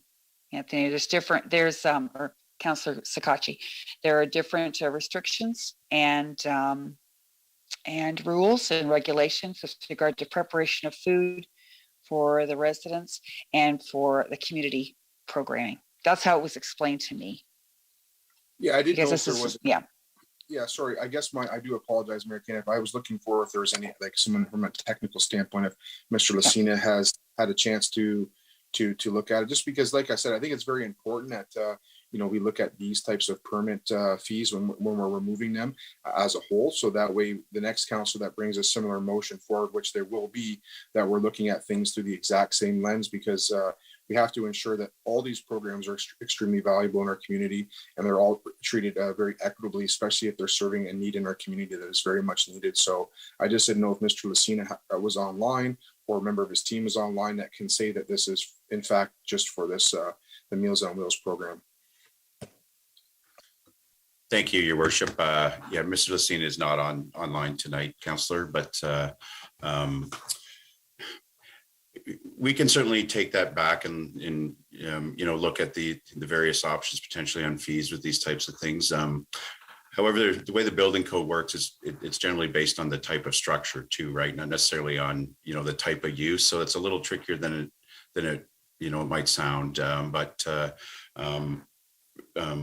I hear the comments, and, you know, something that we could look at, and maybe there's a, you know, a standard fee, or it's the minimum.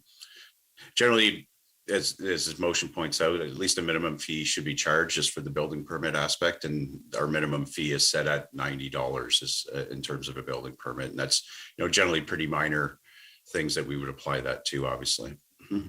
Yeah, thanks. I do apologize for you know, for speaking so much on this. My concern is where it gets convoluted. Let's say it's a church providing you know, a service to the community, but there's benefits to the you know, the actual bricks and mortar as well. Then it becomes, you know, a challenge, because at the end of the day, we're waiving fees. Just expect more of these to come, because I know if somebody comes to me with a similar aspect, I'll be bringing the exact same motion forward, and I'm sure every other councillor on the table today, their virtual table, would be doing the same thing. So it does have the ability to you know, start to accumulate quickly. So I will support this, but it's definitely going to set precedent, because I see more motions similar to this coming in the very near future. Thank you. I see no other questions. I'll just make a quick comment. I think just based on the discussion, I think it's something that administration should work on, bringing back a report to how we deal with this in the future, because I agree with the comments that, yes, we'll be getting more of these, and it'd be nice to have a policy that that doesn't have to come to council. If there's things like this, administration go ahead and waive those fees if it's under certain criteria. With that, we'll put it to vote.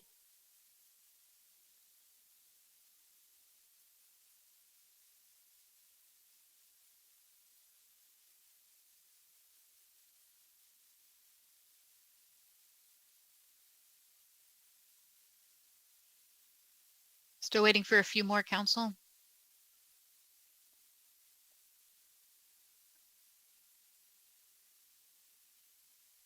Okay, all votes are in. Motion passes 15-1. Okay, item 14, finance, budget, information technology, and transformation. 14A, emergency shelter municipal capital facility. Councillor B. McGregor and Councillor Crew, can I get you to move this, please? So moved.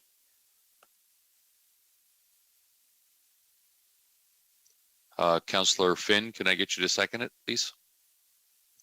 Happy to second. Okay. Any questions? Seeing none, we'll put it to vote.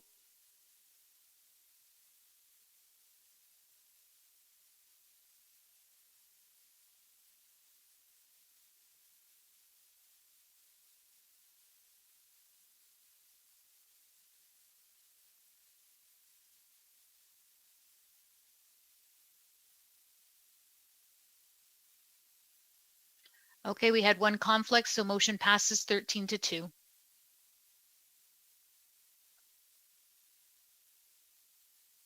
Next item, 15, Chief Administrative Office. 15A, snowplow naming contest 2022 to 2023.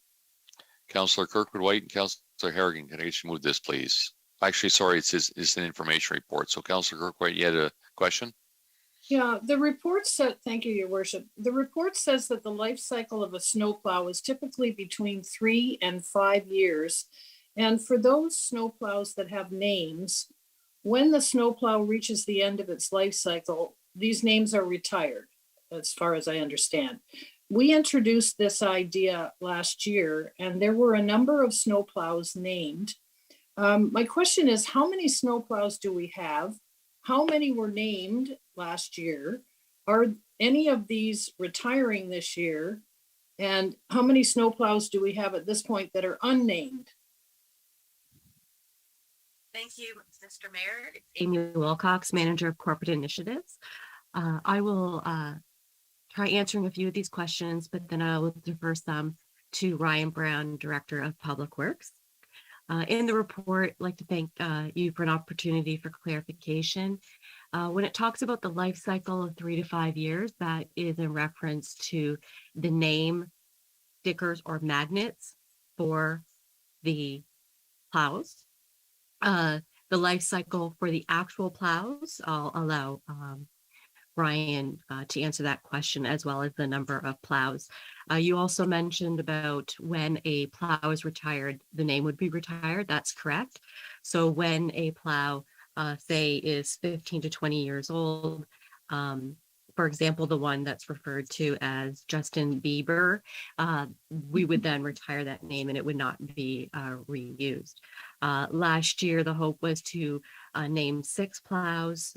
Due to the overwhelming response, we ended up doing 13. I'll now defer to Director Ryan Brown for the questions about life cycle and the number of snow plows, and if there are any that were going to be retired in this upcoming year. Director? Thank you, Mr. Mayor. It's Ryan Brown. Regarding your question, Councillor, how many plows we have? So there's 58 internally owned snow plows, aside from contractor. But in-house, we have 58. And Amy was correct that 15 to 20 years is the life cycle of those plows. So they named 13 last year. None of those are scheduled for retirement. They all went on newer trucks. So that leaves 45 plows that are unnamed currently. Perfect. Thank you very much. Okay. Seeing no other questions, we'll move on. We've got 7 notices of motion. Mr. Mayor, we did have one question from Councillor Wright. His hand is up. Apologize. Councillor Wright. Thank you, Mayor. My question kind of got answered. They got 45 plows to do yet. I just, my question was whether were they going to do the contract, but we got to go through the 45. We kind of answered. Sorry, Councillor Wright, I'm having a hard time hearing you. Okay, my question was, were they going to do the contract snow plows? But then Ryan said they got 45 regular plows to do first. It kind of answered my question there. Okay, thank you. Thanks. All right, we'll move on to notice of motion. We have 7 of them. I'll start with Councillor Harrigan, then to Councillor Sakachi. And we'll go from there. Thank you, Mayor Kenneth. I have 2 of the 7. So you can go ahead and do both of yours then. Perfect. Yep. I, Councillor Harrigan, provide notice of the following motion to be debated at the August 8th, 2022 council meeting. Whereas there is currently no formal process to recognize elected municipal officials for service to the community through naming or commemoration.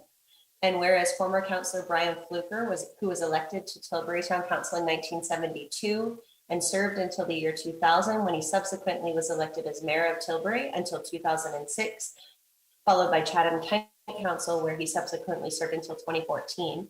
And whereas the community of Tilbury benefited from the 40 plus years of service and leadership taken on by Mr. Fluker, therefore, I move that Chatham-Kent staff review and recommend an appropriate walking trail in the Tilbury area be named after Mr. Brian Fluker, following the requirements of the Chatham-Kent commemorative naming policy. And notice of motion number 2. I, Councillor Harrigan, provide notice of the following motion to be debated at the August 8th, 2022 council meeting. Whereas many community groups have held events following the COVID-19 pandemic in 2022, and whereas many requirements have changed since the pandemic's onset, and whereas there exists a culture of continuous improvement within Chatham-Kent, therefore, I, Councillor Harrigan, move that staff provide a report and presentation to this council on the process for hosting community events, and that this report offer recommendations for improved customer service and ease of hosting events by community members and groups. Okay, Councillor Sakachi, followed by Councillor C. McGregor. I, Councillor Anthony Sakachi, will bring the following motion for voting and discussion on the August 8th meeting of council. Whereas the municipality of Chatham-Kent will make every effort to provide an accessible environment to people of all abilities and will continue to enhance and improve the practices while ensuring it meets the accessibility needs of people of all abilities in a timely manner. And whereas Chatham-Kent has several recreational amenities such as mobile mats and accessible play equipment, and where sometimes it's tough to navigate the locations of the accessible play equipment and other accessible amenities for recreation, and whereas it would be benefit to look at expansion of mobility mats to allow for water access in other areas, be it resolved that the administration work together to develop a report that identifies where all accessible recreation amenities are located and identify a communication strategy to inform council and the community of. This report will also identify community partners, government and or possible grants available to increase accessible recreation amenities.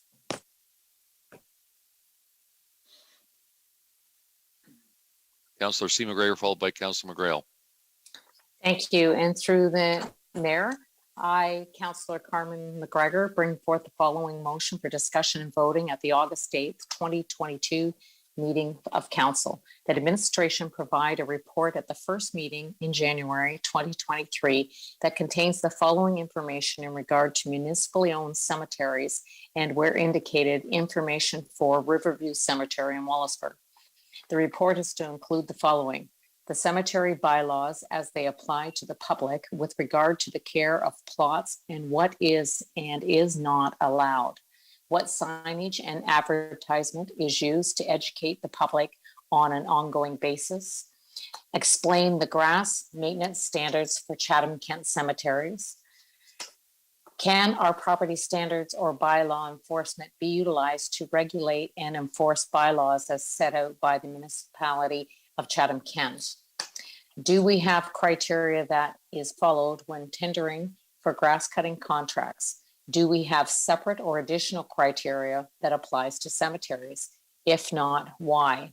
Have we reached out to our or considered contacting our local colleges with horticultural programs to partner with our municipality to allow students to gain knowledge in workplace hours which provide hands-on experience?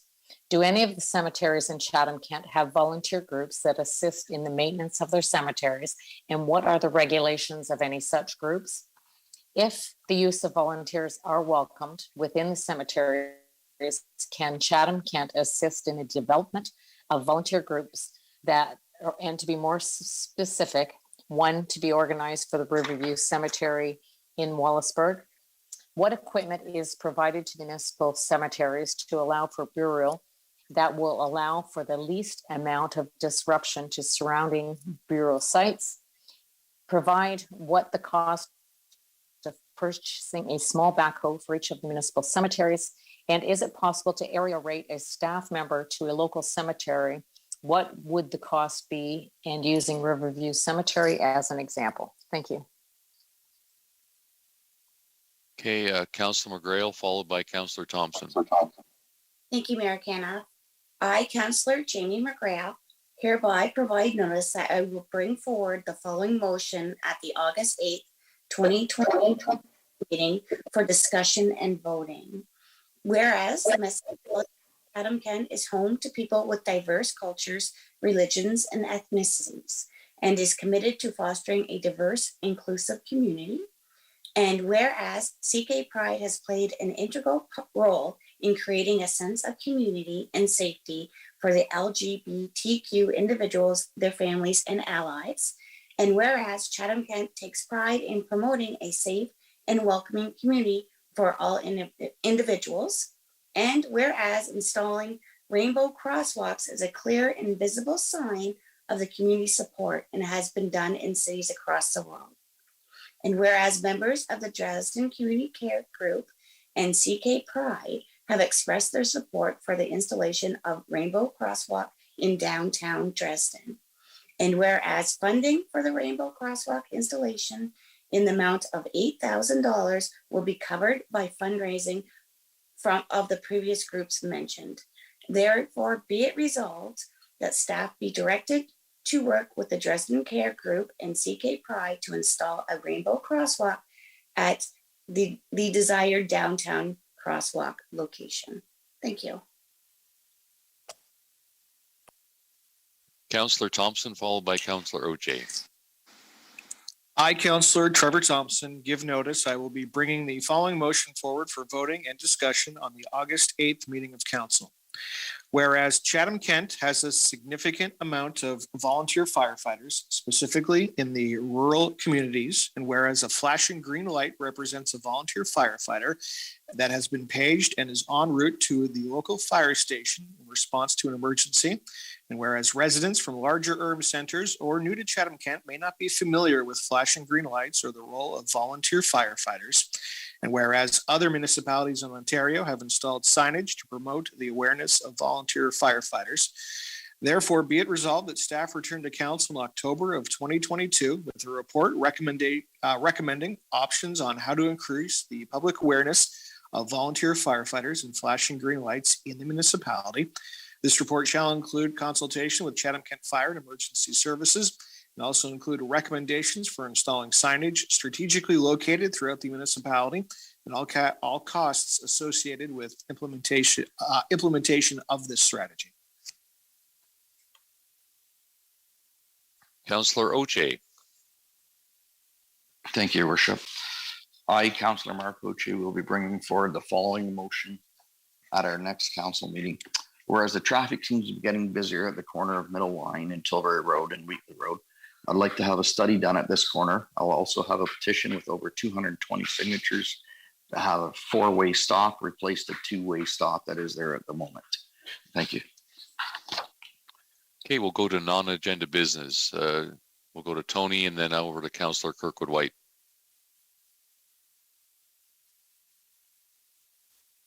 Thank you, Your Worship. Just a note to that I'm pleased to take this opportunity to recognize Mayor Caniff and members of Chatham-Kent-Council on being among 70 recipients throughout Chatham-Kent to receive a Jubilee pin. The pin celebrates the Platinum Jubilee of Queen Elizabeth II's 70th anniversary on the throne, marking her as Canada's longest sovereign and first to celebrate a Platinum Jubilee. Congratulations to the Mayor and members of Council. Councillor Kirkwood-White, followed by Councillor Oche, then Councillor Voss. Thank you very much, Your Worship. As an advocate for the voluntary sector, I'd like to take a few moments to acknowledge the individuals who were inducted into the Chatham Sports Hall of Fame on July 7th at the Retro Suites Hotel. Our mayor was in attendance and brought greetings that night. The 2022 inductees were Burl Ivy, Andy Fantus, Mike Woodcock, Shelley Simonton, Gord Grace, Dave Preston, and the 2009 Team Stafford from the Chatham Granite Club. For those of you who don't know much about the Chatham Sports Hall of Fame, it was first conceived by former Chatham Mayor Doug Allen It was founded in 1982 by the Royal Canadian Legion, Branch 628. And in 1984, the first 3 honored members, Keith Crummer, Ferguson Jenkins, and Joe Zimmer, were inducted. And then in 1986, Lloyd Davidson, Smoke Reynolds, and Sandra Tewksbury also became honored members. For the next 12 years, the hall was not active. Then in 1998, the Hall of Fame was resurrected by a committee of interested citizens representing Branch 628 and the Wish Center. Then in 1998, a volunteer board of directors was established. The objectives of the hall, which is run entirely by volunteers, are to honor the members of the community for their contribution to sports and to preserve the rich history of sport in Chatham. At the recognition event on July 7th, all of the former board members were acknowledged, and those serving 5 years or more were presented with plaques. And the 11 recipients were Dan Young, Irene Williams, Tom Heath, Doug Ball, Bill Robinson, Don Bruner, Ed Robbins, Paul Brown, Mike Murphy, Harold Gillies, and Jay Tietzel. Thanks very much for the opportunity to share, Mayor Kiernan. Councillor Oche, followed by Councillor Foss. Thank you, Worship. Just want to put a shout out down to Clackan, or right by Bothwell. This weekend is the Boot Hill Jamboree again. It's the first time it's been on for 3 years, so hope a lot of people can make it out. It's in Councillor Pinsino and Councillor Wright's ward, so hopefully people from across CK can get out there and enjoy the music. Thank you. Councillor Foss, followed by Councillor Finn. Thank you, Your Worship. I'd just like to express a huge congratulations to Marina McDonald and her team, as well as the volunteers and vendors and the public for their support at the night market held in Dresden over the weekend. I don't know that we could even give a tally of the amount of people that was there, but it was wall-to-wall people in the downtown, as well as in the Jackson Park area. It really had a friendly family atmosphere. A lot of people that I knew, but there was tons of people that I did not know. It's been a fairly successful event that Dresden has hosted for the past, I'm guessing 5 years, because it was started prior to COVID, and then it was on hold for a while, and it's finally coming back. So huge success. It's just amazing what a small town can accomplish when everybody works together. Thank you. Councillor Finn. As I mentioned before, Flight Fest is coming up August 6th. Go online. It's a free event. Tickets are there, and Michelle Wright will be holding a concert there that evening. Excellent. With that, we'll go to reading the bylaws. Councillor Solomon and Councillor Pinsino, can I get you to move first and second reading? I do. And I'll second it, Your Worship.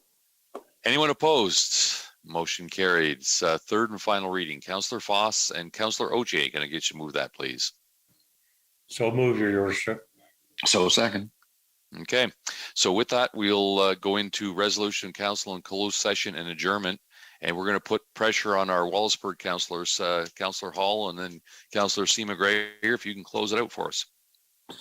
Absolutely, Mayor Caniff. I move that Chatham-Kent-Council adjourn to its next meeting to be held on Monday, August 8th, 2022, and that Chatham-Kent-Council authorize itself to meet in closed session on that day to discuss any matters permitted by the Municipal Act.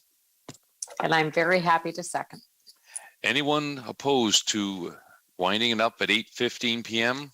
Hearing none, we'll call it a night. Thanks, everyone.